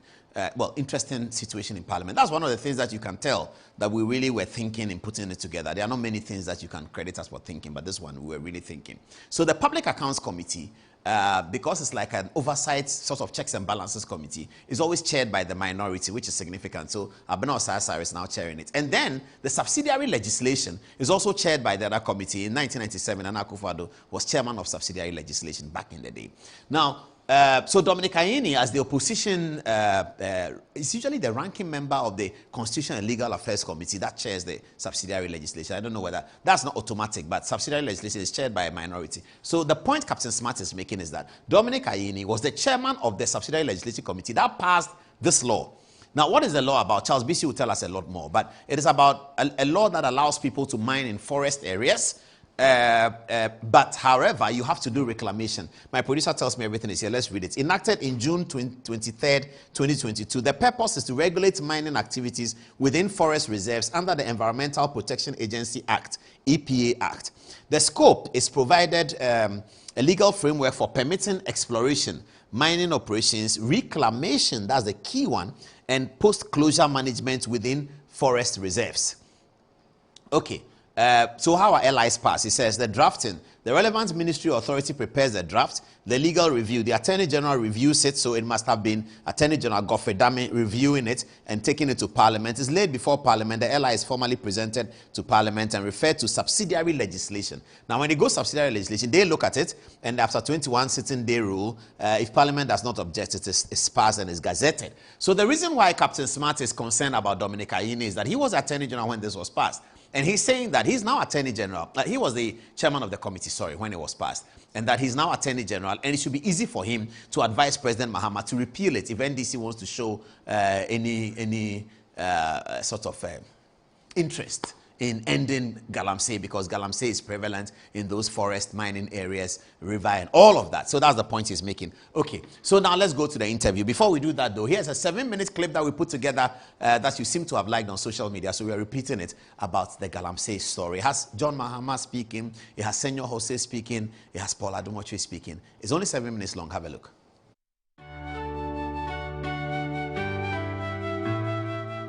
Gold is the one holding Ghana now. And because of Galamsey in Tina, we were 80 tons per year. After year, 135 tons. Additional, Bibri free Galamsey. So we must be prepared to sacrifice in the fight against Galamsey. Say production will come down. It means that exports will reduce. And then also the issue of employment. Because employment in the Enankodani Bibri, Galamsey. Into Okotia Galamsey, a lot of the young people who currently are surviving with Galamsey would also get unemployed. And those are two consequences. If we don't fight for the Ghana that we want, we will not get the Ghana that we need. So if His Excellency the President, and I know him a bit, he's a good, nice man. Whatever is holding him, I don't know. John Mahama is a good, fine man. His brain is on point. His children are sweet people. I can't understand that he would think of other people's children to drink this water. I don't think the First Lady in her sanity would ever sit down and approve of any of this when one of the people she loves the most has died. Why should the Minister of Lands be raving and ranting as if he's the only one on the street? Where are the people who said 1 week? Sam George, my brother, Igbo Yo. Okujeto, where are you? We have to call you out. My own brother rocks in the Paul. You cannot change your mouth. Please, it's not about your party. It is about Ghana. There should be something we should stand for. Sam George said the president can solve this in 1 week. By doing what? Declaring a state of emergency. And that's true. If any president were to declare a state of emergency, nobody goes there. So that's true. That will solve the problem. There's no question about that. That is true. And if you say these things and you come to government and say that, well, we are in government, as you just said, that the turbidity of the water is getting worse under your government, worse than when you said we should declare a state of emergency. At a certain turbidity level, you said declare a state of emergency. Turbidity level becomes worse. You now have the power. And you tell us that you don't want to declare a state of emergency, and we should listen to all this beautiful English being spoken by a lawyer, that we have done this, we have done you and this and that. All that is okay. It's a political question. The acting Chief Justice told the Bar Conference this week that the Galamsey has become worse under President Mahama. Felix Kwame Ofosu, the government communication minister, says he needs evidence of that. He needs evidence of the fact that the situation has become worse. He said nobody has provided the evidence. He doesn't have the evidence. Kolebu Teaching Hospital is reporting things. He doesn't have the evidence. The turbidity of the water from Ghana Water Company, he doesn't have the evidence. These are the matters that is making the politics unbelievable. So this is the situation confronting the NDC. It is true that the state of emergency could stop Galamsey. It is true. The NDC were right in opposition, and those saying today are also right. Now this is the situation. NDC was in opposition, says that the thing is at 20%. You need to declare state of emergency, Mr. President. NDC comes to office at 60%, and they say, oh no, a state of emergency, it will come later. Galamseyers own the politics. Council of State, Mr. President knows, everybody knows the kind of people who are there, that you find the people in there. The executive, they are there. Parliament, they are there. The only place where they are, in fact, even the media, some of them own the media. Yeah. Where's our hope? If Mr. President will not do it, it's okay. I'm tired. I've suffered under every government. You guys can come and punish me. It's okay.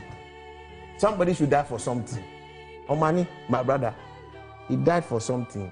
But his own people cannot even make what he died for even count. They are thinking that they've raised 3-something million or 6-something million using government donations and all that blah blah blah. To use that to mask and say, I'm thinking of your family. That's the small thinking that you people have. Nothing. Small thinking. You think you give people money and that is it. It's not just for what he wants. He wants you to transform this country. That's why Omani would have been a fine president. Please, we should stand for something. If you're an NDC man and this is happening, talk to your people. Stand out. You should have honor.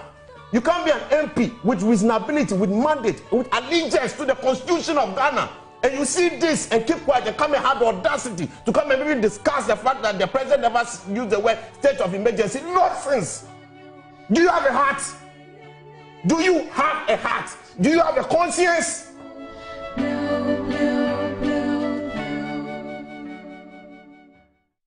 Do you have a heart? Do you have a conscience? Welcome back to the show. Uncle Charles, good evening. Good evening. What is Galamsey? When we say Galamsey, what is it? Okay, good evening to your listeners. Galamsey itself is coined from the words gather and sell. Gather and sell? Yes. Okay. So Galamsey itself doesn't mean it's illegal. You can have a legal concession and then you gather gold and then you sell. Mm-hmm. So we have to have look at the world. Illegal mining and legal mining. So what is illegal mining? Illegal mining is just basically doing things that do not conform to the laws. Mm-hmm. Where mining and polluting water bodies, responsible mining, where, during our time, we had this thing that with 5,000 people, the IMCIM, were trained at Takwa. No, first of all, people want me to ask you, this committee, IMCOIM. IMCIM. What is it? What was it? It was, okay.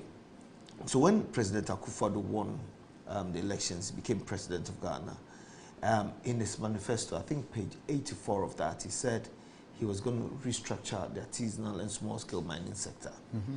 So through that, he formed the Interministerial Committee on Illegal. So this was early? Yes. 2017? Yes. In April, I think the cabinet was held in April, thereabout, and he formed it. And then June... Oh, the April was 3-4 months into his government? Yes, yes. Oh, that's interesting. Exactly. It's not a 2021, 22 something? No, 2017. Oh, he's formed it in 2017? Yeah. So the Galamsey was a concern at that time? Yes. Because, you see, the NDC government started, fighting Galamsey, where they formed the task force to actually fight it. And then we came, took over the helm of affairs. And then President Akufo-Addo formed the IMCIM, which was putting together of 10 ministries: Information Ministry, Environment, Lands and Natural Resources, Defense, Interior, Environment, if I've mentioned. So, Water Resources. So there are about 10 ministries. I've mentioned, and the National Security Minister. But any point in time, each ministry has something to do. Okay. Within that. So what was your role in there? I was the secretary. It was a sub-cabinet committee, and I was a secretary to that committee. So I was actually running the day-to-day affairs. You were a politician already by 2017? Yes. You had come back you settled in Ghana? Yes. I've been in Ghana since 2012. Oh, I see. Yes. Mm-hmm. But how did you get in? Are you a mining somebody? Or? No. So basically, I was appointed as a presidential staffer. Okay. And the president said, I have to be measured by the work I do. Okay. We had a discussion. And I said, I didn't want to just walk around as a presidential staffer. I want you to measure me for the work I'm doing. And he said, okay. So I think myself and Dr. Kwekwe Friye. Mm-hmm. Later became a minister, or he was a minister? Yes. He was then the Western Regional Minister. Yeah, okay. So we had a discussion with President Akufo-Addo, and I said, I want you to measure me for what I'm going to do, not just a presidential staffer. And he said, so what do you want to do? And I said, in your manifesto, page 84, this is what he said, so I would want to help. And then he said, okay, let's do it. So we put together a document. They discussed in cabinet and formed the IMCIM, and then brought the 10 ministries together. And then, I think in July, Operation Vanguard also started. So Operation Vanguard was born out of the IMCIM? Yes. Okay. But prior to that, they had started, the military and the police had started actually. That's when initially excavators and all that were burnt and all that. And then later, the IMCIM came in and there was a structure to it. Okay. So I was actually running the day-to-day affairs of that committee until that unfortunate incident where the so-called Anas video. Which okay, so hold it. This Galamsey, why is it always around river? Okay, I'm not a scientist, but I learned at everything on the job. You know, when I was given the job, I spoke to the ministers and I said, I think we need to bring the experts in the country together. So we brought together the professors from UMaT, KNUST, about 10 or 15 of them. And each of them have had a specialty. So that's how I actually learned bit by bit from them. Now, so what they told me was that within the riverbeds, there are a lot of gold deposits there. In the river? Yes. There's gold deposits? Yes. Underneath the river? Yes. So you remember, I think Amewu arrested some Chinese minister, Amewu, when he was the lance minister at the time. Yes. And there was this big chamfan that was on the Ankobra. What is that chamfan? What is it? I think it's a machine that has everything in there. But the Chinese one that we have, they actually wash the gold. So this machine is imported? It's not the same as excavator? They actually manufacture them locally now. Oh, the chamfan thing? Yes. They manufacture here? Yes. Okay, somebody wanted me to ask you, why is there no Galamsey in Teshi, Labadi, Nungwa, Krobo, Pram Pram? Why is there no Galamsey? Okay, so, I mean, you see the Chinese. Hitherto, Ghanaians, I don't know how to find gold, but we knew that the deposits were in Takwa, those areas and all that. Yes. And I actually saw a book about River Ankobra, where there's a line from one of the countries, and it goes across the western region, where they actually know where the gold actually extends to. So okay, so they know where gold is and where gold is not. Yes, but so there's gold in Elmina, for instance. Yes, I think the Elmina chief was actually arrested sometime when we're told that they found gold at the beach. Okay, so these people go in there and they do it. All right. Yeah. So your interministerial committee ended with this unfortunate Anas video where you were accused of taking money and all of that, which has now ended up in court with the OSP, which you are fighting. People think you have been successful so far at that. But then came this Frimpong Boateng report, which sort of threw everything overboard, got the government quite disappointed and very exposed. Okay. What was your role in this Frimpong Boateng report? Because you were the secretary. Frimpong Boateng wrote a report, and apparently he said he had presented it to the government. Nobody heard about it. Then at the turnover of the election after 2020, Akufo-Addo's second term, somehow he leaked it to the media and sort of resigned. Did he resign or he wasn't?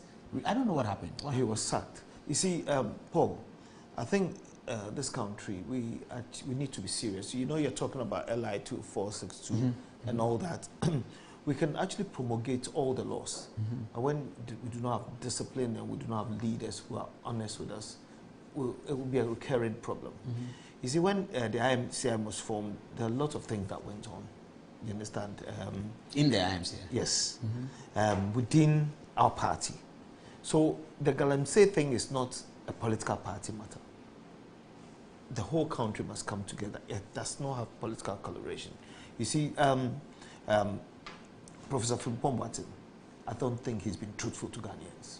Frimpong Boateng has not been truthful? He has not been honest. That's you interesting. understand? And everything that I But say, the NDC used Frimpong Boateng's report, hailed him as the only honest person within the government. So, Paul, you see, I've fought this Galamsey thing, and if you Google everything that I've said from day one, I've been consistent. Okay? When he said 500 excavators were missing, it wasn't true. It wasn't true? Yes, I was out of the country then. And then I wrote a letter to the president, copied all the ministers, stating the facts. When Frimpong Boateng saw the letter, he said, Charles has killed me. And that's when later on other things happened, which I have reported to the police now. Okay, you see, the whole Galamsey thing, Professor Frimpong Boateng, he himself wasn't honest. He wasn't honest? No, he was not. That report that he wrote, I wrote that report for him. Oh, you did? Yes. So the only thing he did was to add, say that people were into illegal mining, which I mean, key people. Yes, Gabi and them lot, which I wasn't aware.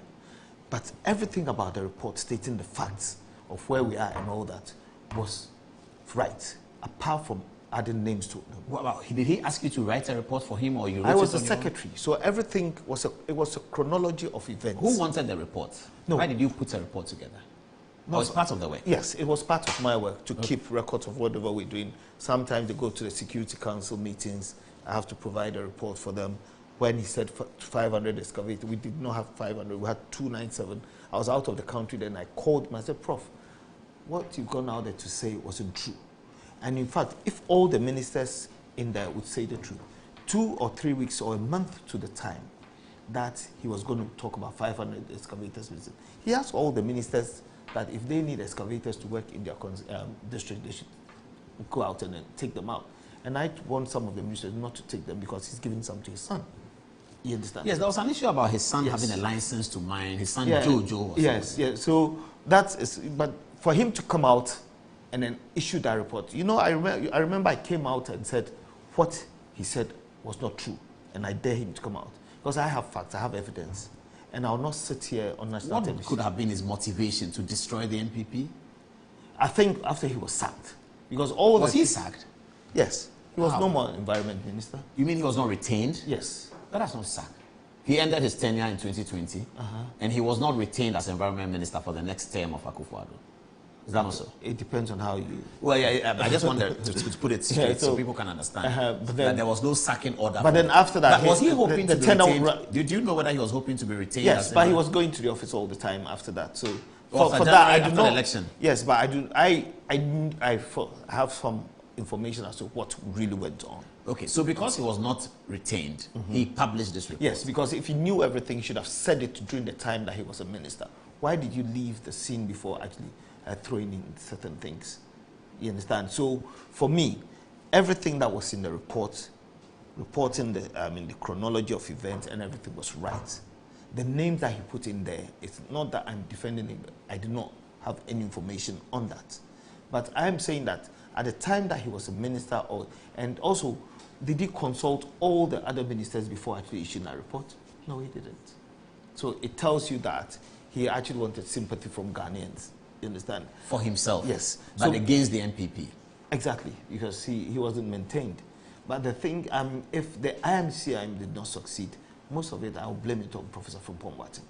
You see, I said on television one day, because this ANAS issue and all that, they all knew the truth. They knew I did nothing wrong. You understand? He knew. Prof, in fact, wrote a letter to me talking about my integrity, how a gem I was and all that. And then fast forward, these things happened, and he knew the truth, that it never happened. You see, at a point, Kennedy Japan, Prof spoke to Kennedy Japan to say certain things and defend him. He ended up with Prof and Kweku Baako in court. Is that right? On that Is Tuesday, that Prof told Kennedy Japan to do what? About the Galamsey issues. Prof told Kennedy Japan about the Galamsey issues? Yes. Myself, I was there. We all discussed it about what was going on in the country. Kennedy was concerned because it was becoming Yes. an MPP Yes. issue. Yes. Yeah. Not just an MPP issue, just the A national environment. issue, the environment. Environment. Yes. Okay. Kennedy was concerned about the destruction of the environment. Exactly. Okay. And So then- he wanted to know. Yes, so we met and then spoke about NAS, what they were doing and all that. And then Kennedy went out to say things. Though that matter is in court. Yes. So I wouldn't want to delve into it. So who has But sued who Prof, in court? Prof was supposed to have gone to court to defend Kennedy. We prepared all the documents and he turned it down. He said, I'm not going. Prof turned it down? Yes. I see. You understand? So for me, where I sit, I know a lot of things and then it comes in bits and pieces. My motivation is that we need to actually depoliticize it so that it becomes a state affair. Well, I mean, MPP people will not be happy with you saying something should be depoliticized because they think that the NDC should bear the brunt for it because they ran a campaign with it. But let me still hold on. Would you be That bold I enough to disagree. say and to suggest that Frimpong Boateng may have been complicit himself in Galamsey? Yes. You want to say that? Yes. And I have everything to prove. Really? Yes. But you see, let's not go there. He himself, Prof knows what I'm talking about. At the time that he came out to speak, when I came out to speak, a lot of people said, why are you saying this? And all that. I said, I know what I'm talking about. Because you see, Paul, my mother had a heart attack and died out of this. And Prof himself is aware. I'm yes. sorry to hear that. Yes, 2 heart attacks and died out of this. Over this publication Yes. about Charles Bisu is this, Exactly. is that. And at a point, we had to extract his old SIM card and then insert a new one without her knowing. Prof was aware. You understand? So, for him, it wasn't, he shouldn't even have come out to actually talk about these things. You understand? Because I know a lot. You understand? And he coming to accuse other people, it's a no-no for me. Because I think that we're building a country. And the last time I said something that when people come out as role models, I think we need to actually ascertain or actually delve into things first before we actually choose them as our role models, because I saw him as a role model. And then the things that now when people actually tell me things, I take it with a pinch of salt. Because when President Akufo-Addo said I was a secretary and he was a chairman of the committee, I was over the moon until I saw certain things that happened, you understand? And every time, everything that I'm saying, I think the BNI has the report, the CID has the report, because every time I've given them statements and all that, and everything that I've done, he became a suspect. Frimpong Boateng. Yes. But your lawyers also say that Frimpong Boateng tried to kill you. That's quite bizarre and very unnerving. What's that? Kill you if you say kill me, I mean, I hadn't seen him with a gun. Yes. But the information we have, which I have also given it to the police, was that to the police something was plotted against me.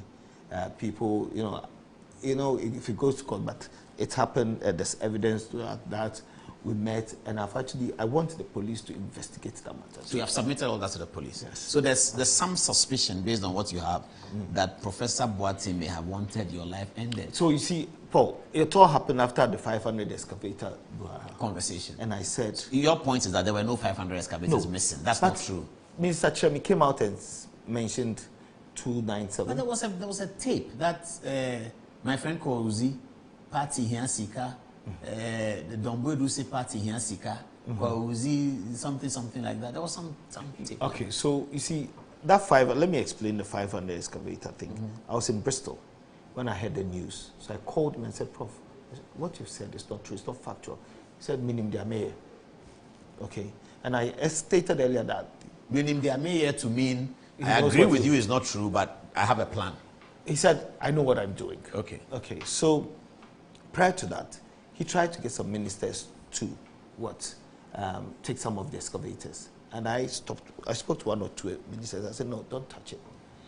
So I wrote a letter to the president and copied Prof and all the ministers stating the facts, referring to the National Security Council document that we do not have the number. This was corroborated by Abu Jinapo. And his capacity as Lance Minister? Yes. Okay. Prior to that, Minister Chirami was there, right? That was a fact that we had. Now, after that, that's when he thought that I had exposed him. Are you getting me? So that's when he decided to do what he wanted to do. But it's actually with the police now. And I'll issue a statement to them to deal with the matter. I actually decided to take things as and when I want. It is quite long for you to talk about it. Because for one person, you see, this Anas video thing, which wasn't true, for one person dealing with the issue of your mother, dealing with that for so many years, walking on the street and people saying, Galamsey, the whole thing actually caved in because of you. It's very daunting, isn't it? Yeah, so I had to deal with them as and when. So for me, I take consolation in the fact that we're building a nation, and then whilst we're doing that, people... So you can say without equivocation that Akufo-Addo had the real heart to stop Galamsey? Yes. So you see, when he came in, he said he was going to put his presidency on the line. He said so. So it means it was a figure of speech, right? Meaning that I'll do whatever it takes. Dealing with Galamsey, it wouldn't be a 4-year thing.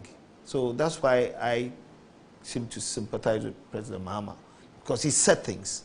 The NDC have said things that they're going to actually deal with the matter. Now, where we are now, it's not going to be dealt with within 4 years. Is it not the political will of a president to say, I declare a state of emergency, which is what President Mahama called for, all of NDC called for it, and then now, so what do you make Did of he this himself say state of emergency or the party? Oh, many people said, Haruna Idrisu said it, Samuel Kudeto Ablakwa said it, Kofi Boa, who is Lance Minister, said it.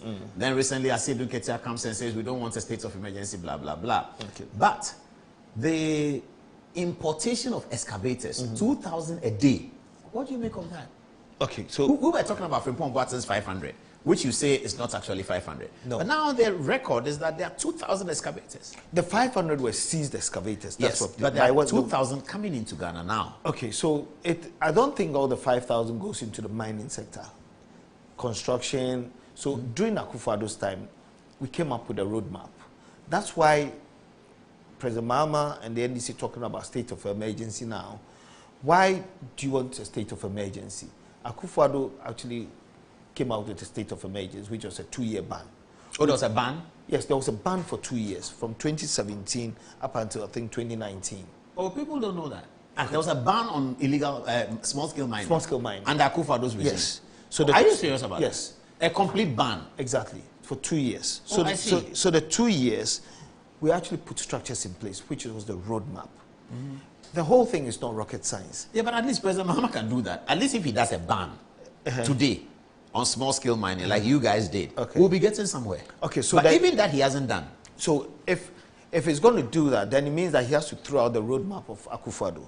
But all I'm saying that it is not rocket science, because the things that are contained in the roadmap that's under the IMC was put together is what is being implemented. I saw it last week, Minister Amako Fibua talking about tracking of excavators, geofencing, and all that. They are all contained in the IMCM. The gold board, it's in the roadmap. It is all there. Unless you can actually come up with a state of emergency, unless, of course, you're bringing something otherwise from what exists. But the political situation in Ghana today is that Galamsey has become worse under NDC over the last 9 months.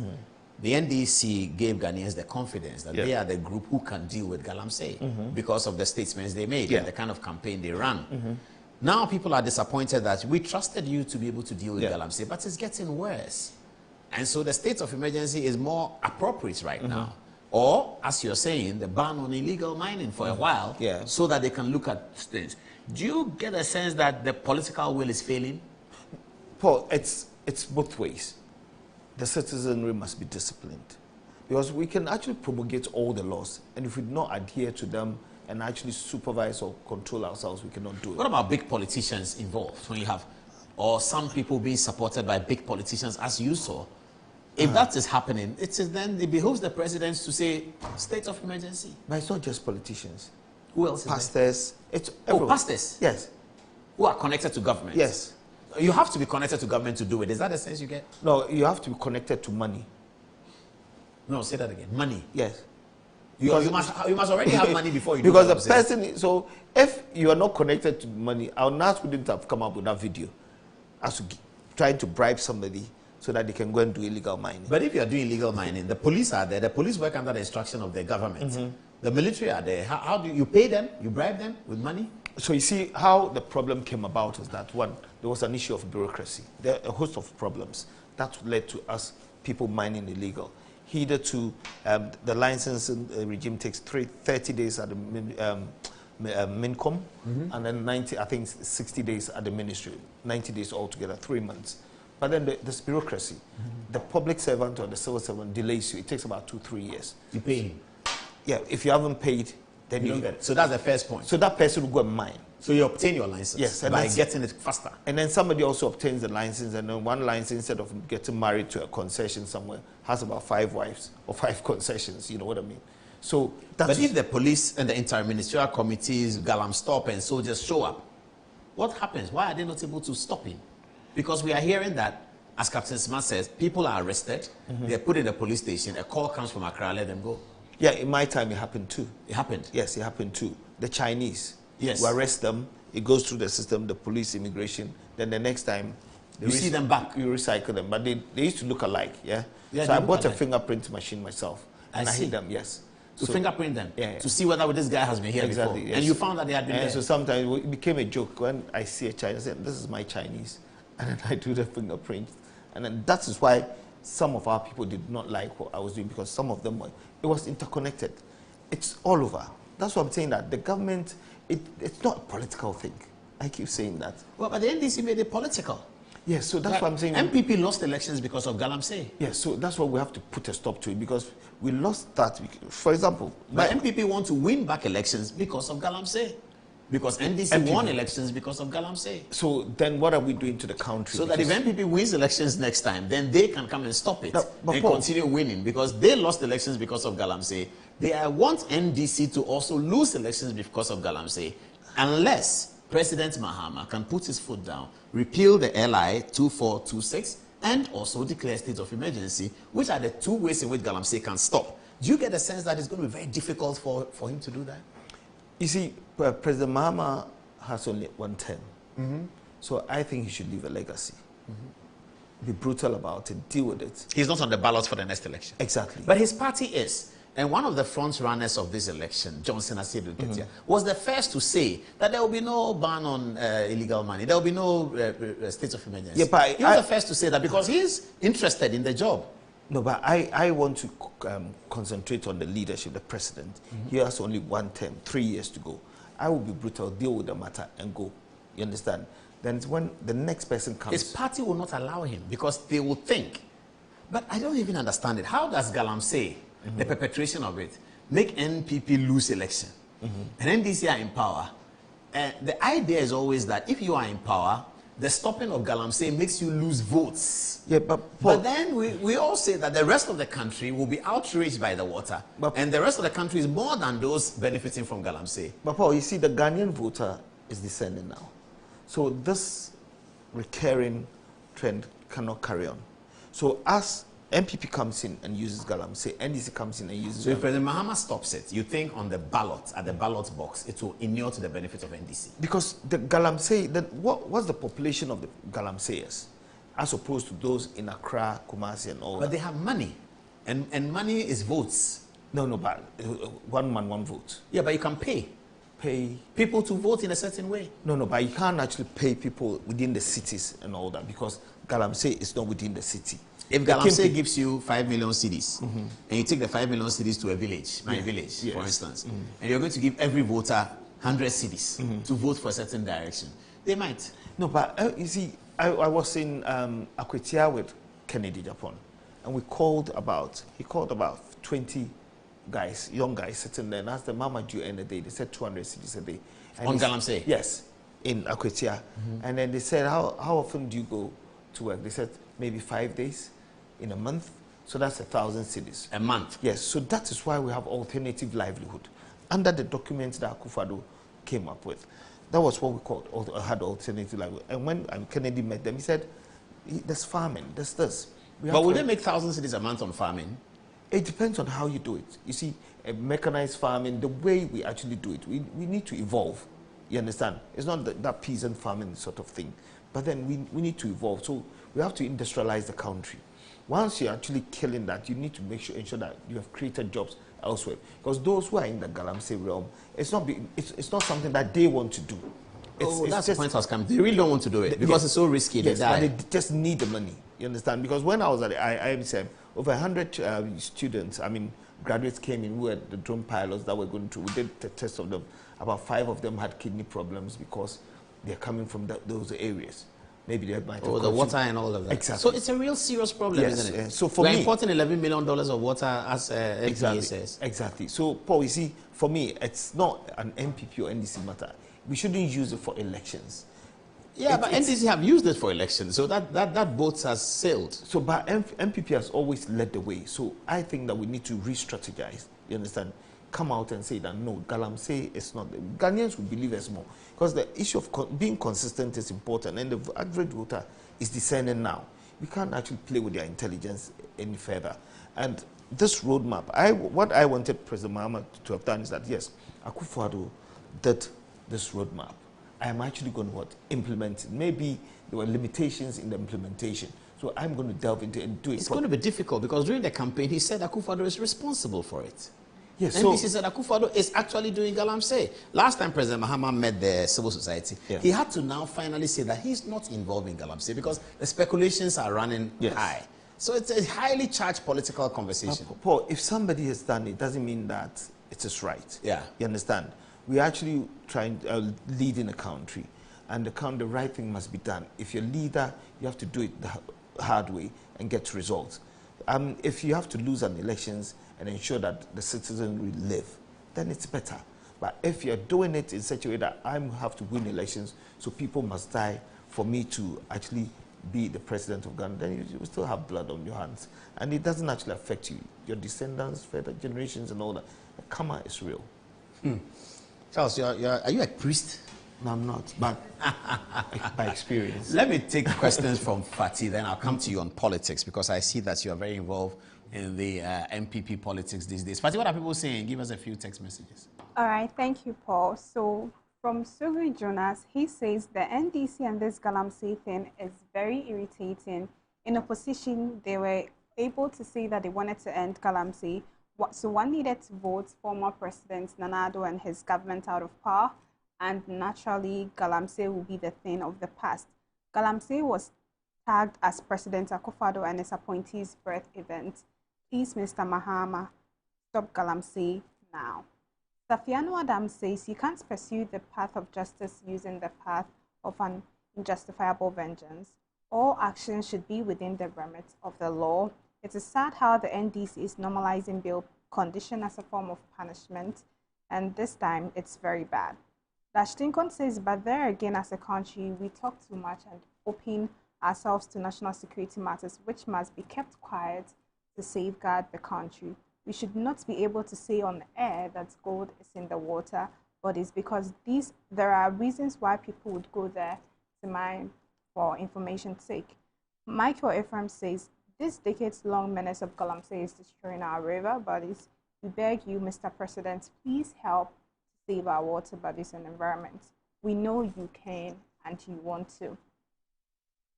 Al Hassan also says, I like the maturity exhibited by Paul. I know Uncle Ato felt sorry after everything. Babies with sharp teeth would have insulted our uncle. Alex Tufo says Ato Ahoy must know that the NDC is a political party in Ghana, and any Ghanaian can discuss anything concerning the NDC if only it's not against the law. So Ato Ahoy should be democratic and understand the principles of democracy. Now back to you, Paul. Wow. Charles, I have so many messages and people are asking me whether you're a technocrat or you're a politician and did you see what NDC did and da-da-da-da-da-da-da-da and all that. Anyway, today is the birthday of Alhaji Mahamudu Bawumia. He's 62. Charles, I'm telling you, Bawumia's birthday, he's 62 years old. Okay. Happy birthday, Doc. Where is the MPP today? As in the state of the party? Yes, and its fortunes. So, Paul, I mean, our party is in disarray. And I think that it needs strengthening. The leadership, I don't think, are doing it right. It might not be no fault of them, or they might contribute to it. But then we've had instances where even the youth within the party insult the elderly and all. So, I mean, the discipline is not that strengthened. You see, Paul, let me use the Galamsey thing again. You see, within this Anas thing that happened, the party knew that it was party people who set that thing up, because I would not allow people to go into the forest reserve to mine, right?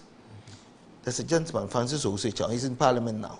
I wrote to the party, the police, there's a statement that he wrote to the police that he brought Anas and his team to do that video. Wow. He used to work with me, and I got rid of him. Professor Frimpong Boateng asked me to work with him. And I told Prof that this guy wants me to do Galamsey. So let's sack him. He wasn't, so I told the guy never to come to the office again. Francis, let you have an MP. Now, in 2020, I wrote to the party, somebody wrote to the party, and I was called, and I actually enumerated everything, and he was disqualified. Fast forward, again, I wrote to the party again, and I was written to say that he's been punished enough. So what happens to me? My reputation, you understand?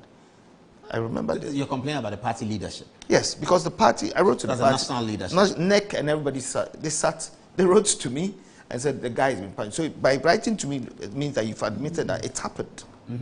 So if somebody does that and it actually disgraces the party and the government, what do we do to that person? Okay, again, Sir John of blessed memory, they all knew what happened, the forest reserve and all that.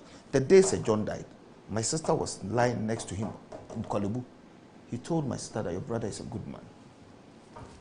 Doesn't make sense. Yeah. So a lot had gone on. Francis Osicha was found in St. John's Well. The guy you complain about. Yes, doesn't make sense. I think recently Fourth Estate called me to actually give them, I think, render a statement. And I said, no, I would actually deal with them on my own as and when I am ready. You see, so the party itself, discipline, should be instilled. You think the MPP needs more discipline? Exactly. Okay. Discipline, honesty, we must be honest with ourselves. Honesty and discipline? Yes. Okay. It has to happen. I mean, it's like then it's leading to Kennedy Japan, right? Because if we do not actually, if we're not disciplined, the party would, it's going to go down. Seriously, because it's not about the party one person. needs a leader who is disciplined. Yes. It doesn't mean that the rest who are contesting are indisciplined. But every season comes with its own unique leader. And I think, you know, when Rawlings came in, he came with positive defiance. And even though he came in through the barrel of a gun, but eventually we got stability, okay? Democracy has been deepened. Now, I think within our political system, we need a political revolution that would deepen our democracy. National, Ghana? Yes. Not just MPC? Yes, because with this Galamsey thing, recurring thing, we must actually, when my style of politics is that if my opponent is doing well, I need to challenge the things that he's doing so that the voter gets the best out of me. I do not want people to fall for me to rise. It makes you a weaker person. Rise. Yes. Rise above your opponent. So when you not pull him down. No. So, but that's the system we're operating now. A lot of pull him down in Ghana. You come to our level. That's exactly what we're doing with the Galamsey. That he said this and he's not doing it. So let's actually hit him here. But then the gold word is stated in Akufo-Addo's document. Is that right? The geofencing, the DVLA, excavators coming into the country. It's in the document. It's a public document. So I would want us to say, okay, he's done it. There were limitations, so I'm going to do it better. Most democracies, that's what I see. You understand? But here, it's like you're waiting for the person to feel. When NDC came to power, from January, February, March, I never spoke. Because they actually came out with certain policies which they sold to the Ghanaian voter. The Ghanaian voter bought it. So from day one, if you start chastising or talking about it, it means that you don't want the country to go forward. I would wait for about a month, 6 months. To see how they implement. Exactly. Then I actually come criticizing them. Then the voter would see that, no, there's sense in what I'm doing. But if we try, okay, he said he's going to do this, he can't do it. Whom are you hurting? You're hurting the country. So what's the point you're making about discipline in this one? So discipline in the sense that we must, first of all, have the nation at heart. It's not just the political party. The political party is a vehicle to governance. So when we're dealing with issues, we shouldn't do political party politics. We should do politics as managing the affairs of the state, if that makes sense to you. Because everything, if the phone is coming from an NDC person, we think it is bad. If it's coming from an MPP person, the NDC person thinks that is bad. But if the NDC person does something that is right, you actually commend him and actually think about it and then actually do better so that the Ghanaian citizen will benefit. Yeah, I get that. That's my...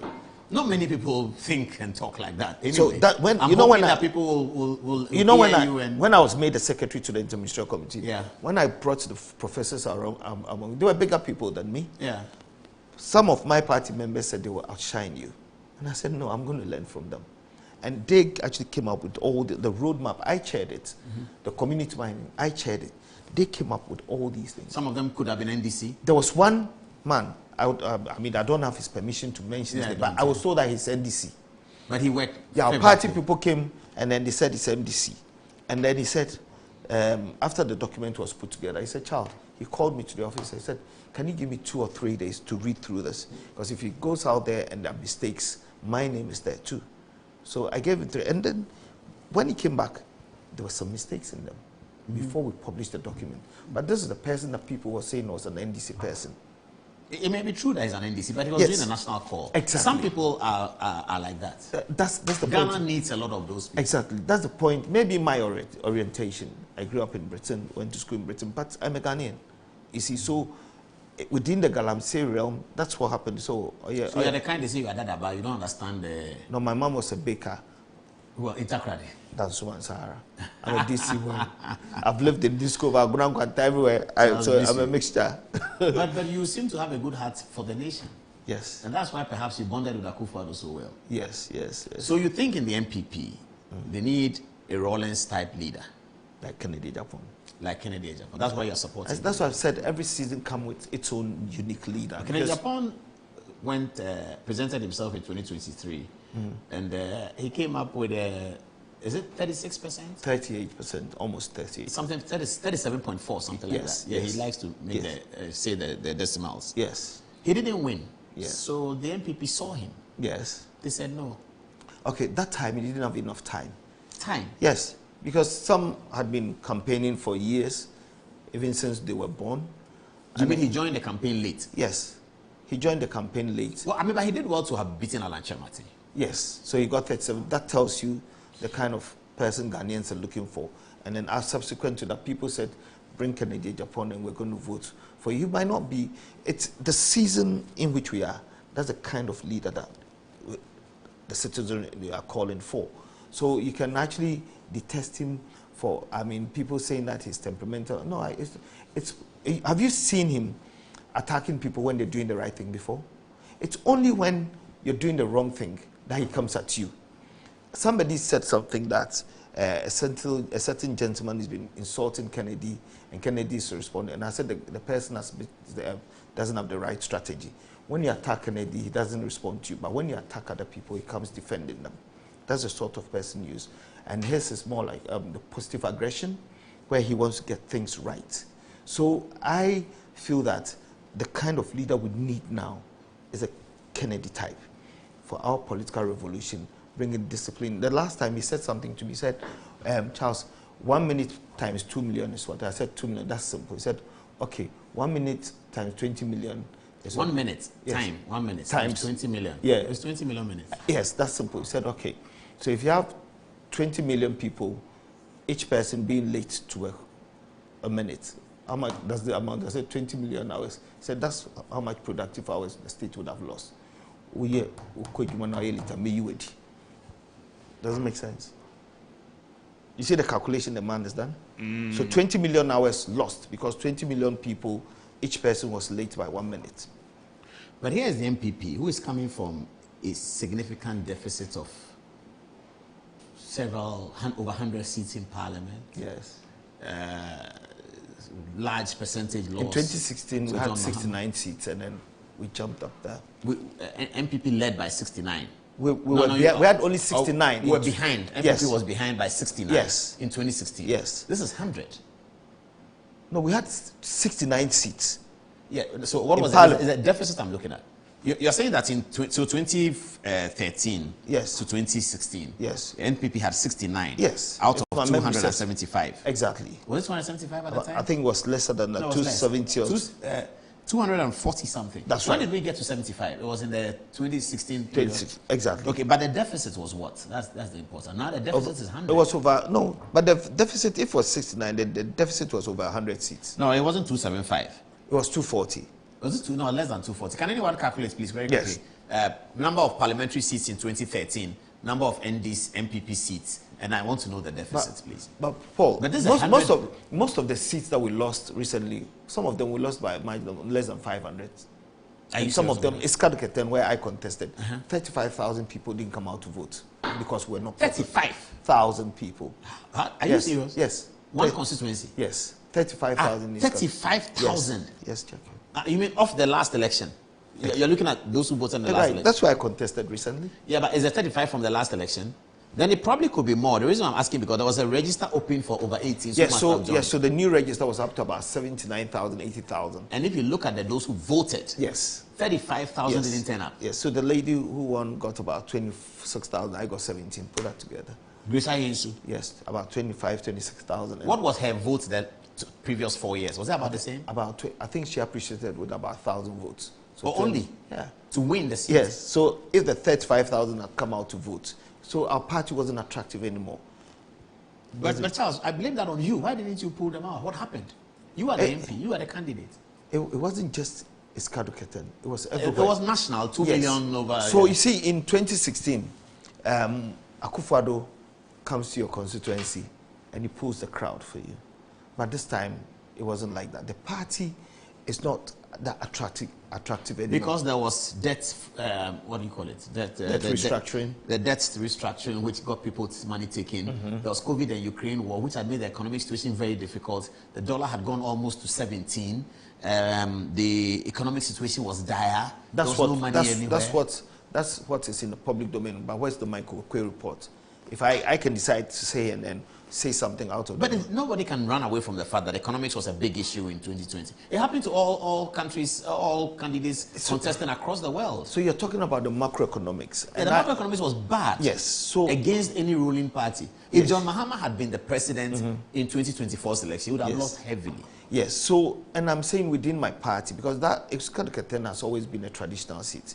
It's always been. Second D. Since Kwame Nkrumah. Ahanta West. Yes. All the Ahanta seats were lost. Even Kwame Nkrumah, when Kwame Nkrumah was there, his friend contested in Ahanta West and lost. But even Rawlings was there. Kwesi was being won. Exactly. Papa Osu Nkrumah. Yes. Eksikado is Papa Osu Nkrumah, isn't it? Joe Gatti.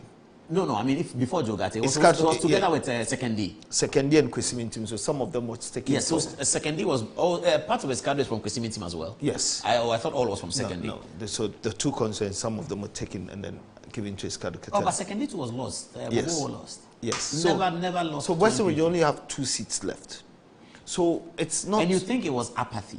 Apathy, yes. Not that the NDC gained the votes. No.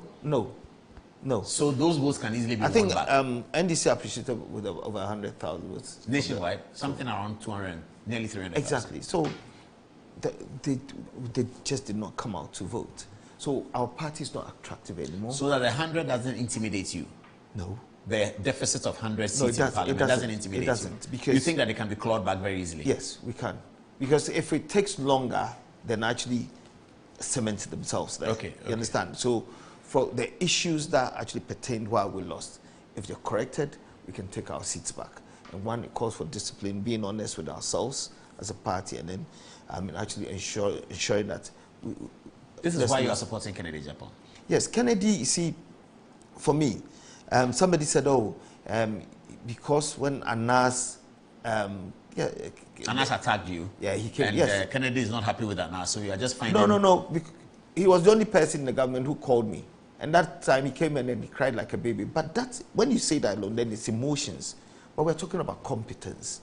I've sat with him. I've just done a calculation of the 20 million he told me. I'd never thought about that. These are productive man hours, okay?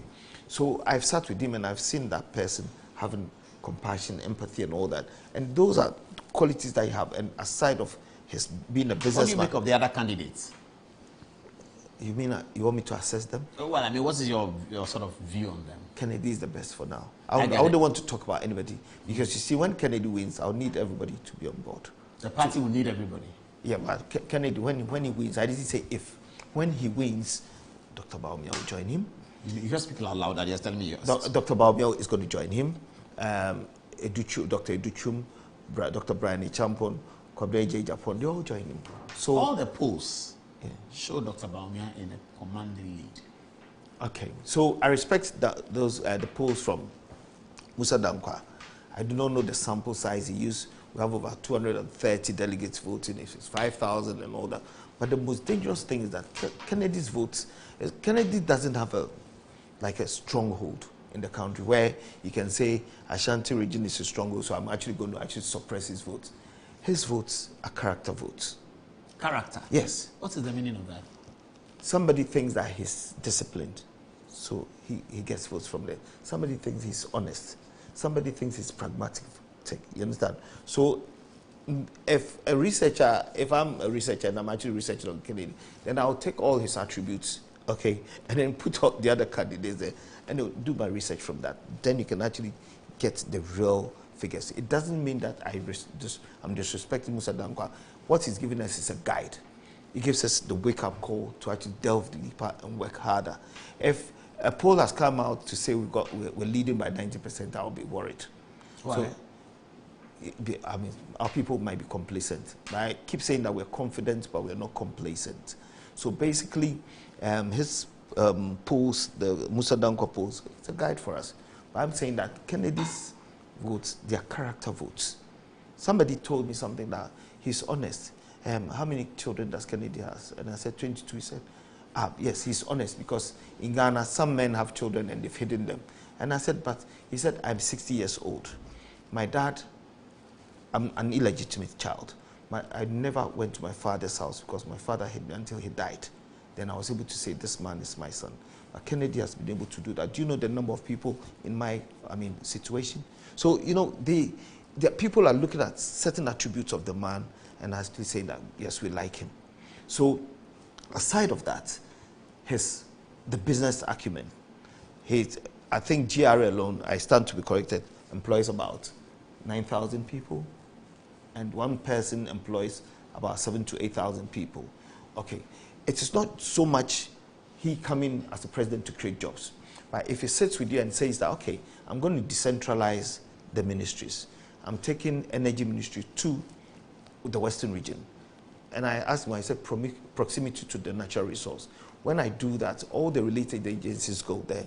There's going to be construction, the hotel industry is going to open up, and so there's going to be a boom in the industry, various industries there. And then I'm going to take Agric to the northern region, the spare land, because he's been to Ouagadougou, where he sees the cargo planes flying out and all that. We have an airport there. Let's utilize it well. So the Agric goes there. He said tourism goes to the Volta region. So he's going to decentralize all these ministries for people to go there. That's a vision. You understand? It starts from somewhere. Once you have the discipline and consistency as a citizenry, somebody else comes and continues from there. I think when Nkrumah came and then actually did all these industries and all that, somebody came in and built on until the structural adjustment program in 1982, economic recovery program under Kwesi Botwe, when all state-owned agencies, I think 208 of them were sold. When I thought that when we were selling them, we should have had ready investors, but we just took them off and we never got them back. We came up with 1D, 1F, some was done. But with this person coming, he's done it before. And when we go, a young man has even written a book about him, and I was like amazed.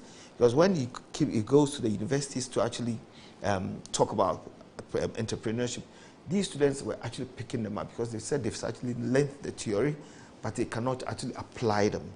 And that is what is happening in our political dispensation. Each time we come in and talk theories, GDP is going to be 5% and all that. And then somewhere along the line we say, oh, IMF and World Bank. But you could have factored that in. Yes, there are development partners.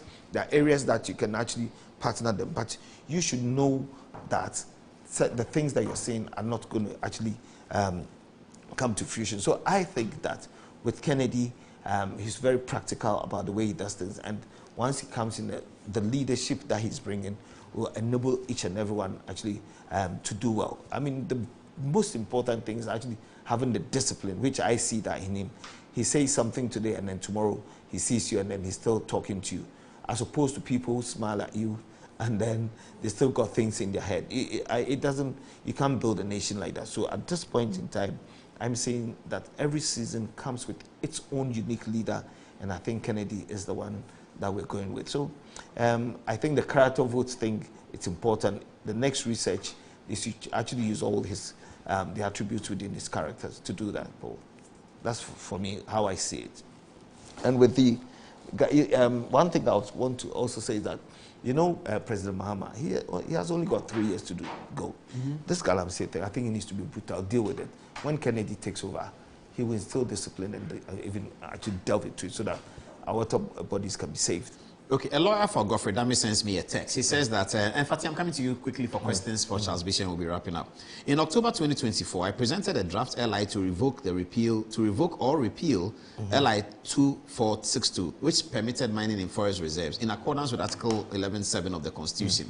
The NDC frustrated the passage of that with their strike in Parliament. We could not achieve 21 sitting days of the Parliament for the LI to mature. Oh, that's interesting. We didn't hear this. Fast forward to 2025, NDC now comes to power, and instead of revoking LI 2462, they decided to amend it, heighten the doubts about their genuine commitment to the removal of Galamsey. That's very, very interesting. One says that the president can't stop Galamsey because most of his party executives are deeply involved in Galamsey. The current women organizer of the NDC in Ashanti region has almost 15 excavators, and the vice chairman of the same region has about 17 excavators, all in Obuasi West Municipality around the Obuasi airstrip. How will they be able to stop Galamsey? Brian Boabin says, Apostle Paul, we lost our compatriots 2 months ago, yet the NDC government has forgotten that tragic accident. Galamsey has now become a free-for-all, with those who claim to be fighting as being the very ones responsible for the destruction of our lands and water bodies. That's from Samuel Brian Boabin. Another one. Okay. Fatih, what do you have for us, please? All right, thank you, Paul. So a lot of our viewers have some questions for you. From Eli Obama, all the way from Tamale. He says, good evening, Mr. Paul. As your guest commenced his remarks, I was struck by his insights and sought to gain a deeper understanding from his perspective. Regrettably, after sustained attention, I have arrived at the unmistakable conclusion that he has been less than truthful with Ghanaians regarding the Galamsey issue, and I'm very disappointed in him for trying to defend the Mahama administration in the fight against Galamsey. Stephen Burako also says, how do then blame DMB when you could not even win your constituency? Charles should be the last person to preach for change.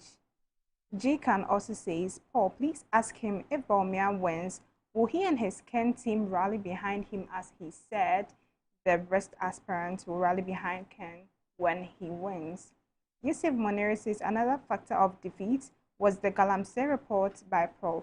Please ask him why Honorable Kennedy couldn't win Central Region to an extent his constituency. General Akbar Tamle says there is no competent person in our party now to be there better than Dr. Bawumia, who is best to lead. Tete Seth also says good submission. And lastly, coming from Gina Akbar Tamle says, So the good people of our nation still believe that our current president can fight the issue of Galamsey. They can only use propaganda to come to power, but to do the work in Ghana is a no. Now back to you, Paul. Wow, very interesting. The question was asked as if Kenneth Japan doesn't win, will there be a support? Of course, because I mean, in 2023 when he lost the primary, I know some people went to him asking him go for as an independent candidate or leave the party. He actually drove them out of his house. That the party has made him who he is. Yeah. So I mean. He loves the party. Kennedy believes that the party has made him who he is. Yes, he said that. Okay. He said that. So for me, I mean, he loves the party to death. So I can't see him not supporting any other candidate. Okay, Gaiji says that in fact Charles Bissiou communicates in an open and truthful way that is constructive and respectful. Okay, somebody want me to ask you, Chairman, to this matter, what do you have to say about it? Do you have something to say? You don't have to say anything. No, I don't. I mean, I'll wait for them to finish with the investigation. I mean, the matter is in court. So how do you see the future of Ghana and the MPP over the next 2, 3, 4 years? That's the final question. Okay, so for me, I would want to see a disciplined party, the leadership actually respecting the grassroots, just as Kennedy going around. You know, his tour, he's actually meeting the actual delegates, telling him the story, and we need to have the party dear to heart because that's the only vehicle that we have. Once we do that, we have a formidable party because I believe that the MPP is the only party that can develop Ghana. If I'm saying that, I can actually support with the NHIS, free SHS that I saw you talking about, Metro Mass Transport. So mostly we are a capitalist party, and the NDC is the Social Democrats. And the thing that they are supposed to do, we do them for.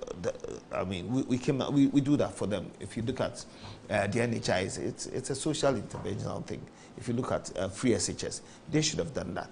But every time, and the MPP comes in and does that. So, but in recent times, if you look at it, the NDC hitherto were higher than them. I think around this time, if they're not higher than us, then we're at par.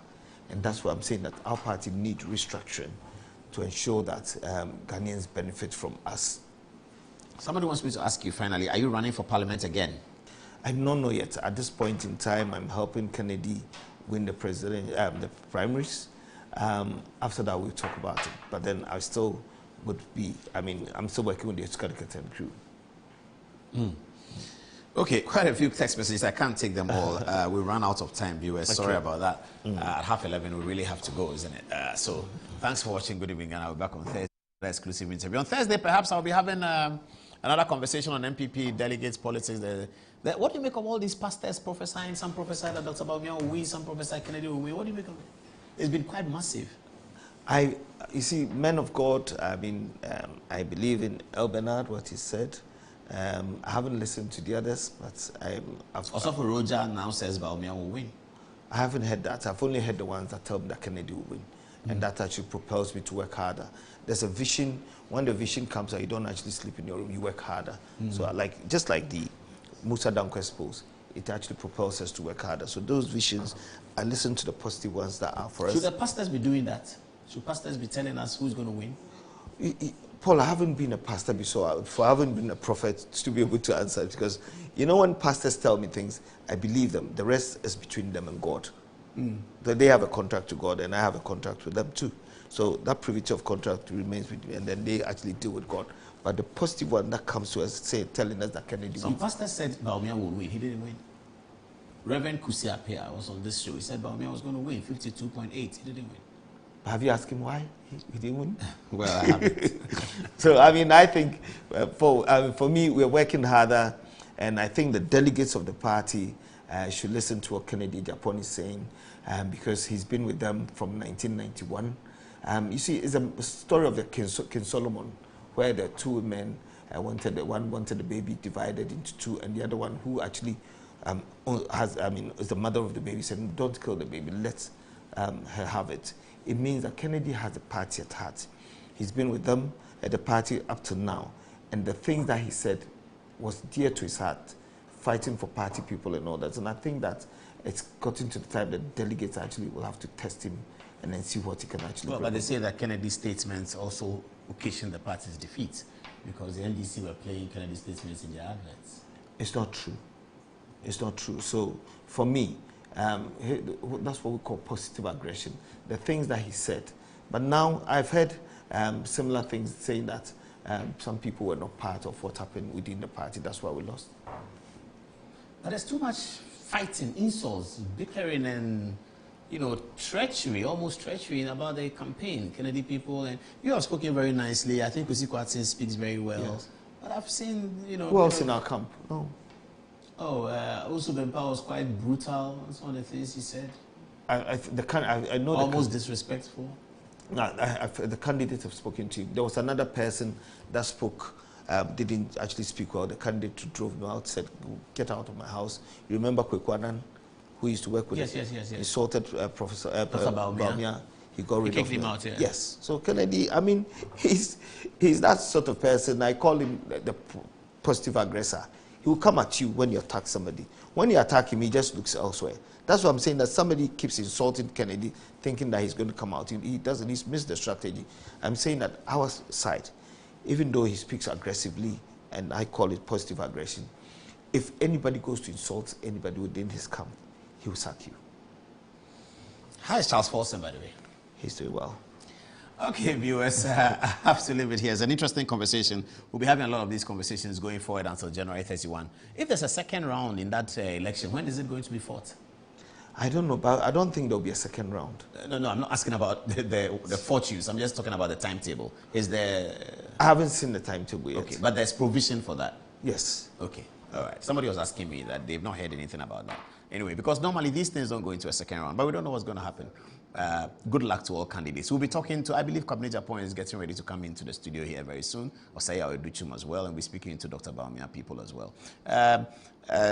Charles, they want me to ask you this very final question. Will Kennedy Agyapong submit himself to an internal debate if the party is organizing a debate for the candidates?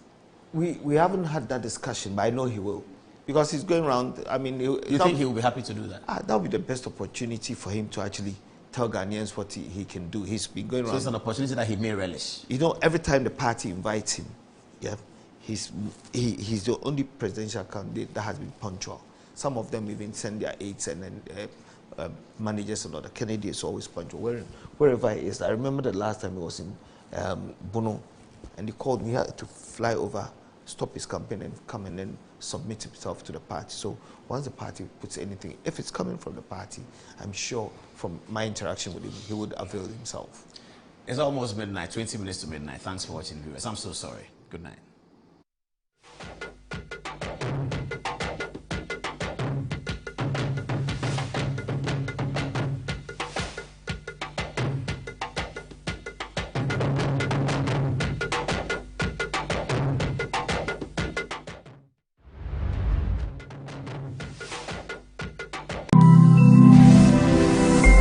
Metro TV, insightful and inspiring moments. Has Christianity always been one of the religions in the world to you? Oh, hallelujah. Praise God. Christianity is not a religion, neither is it a joining of a church and doing the Christian things like praying and giving and so on. Hallelujah. Christianity is the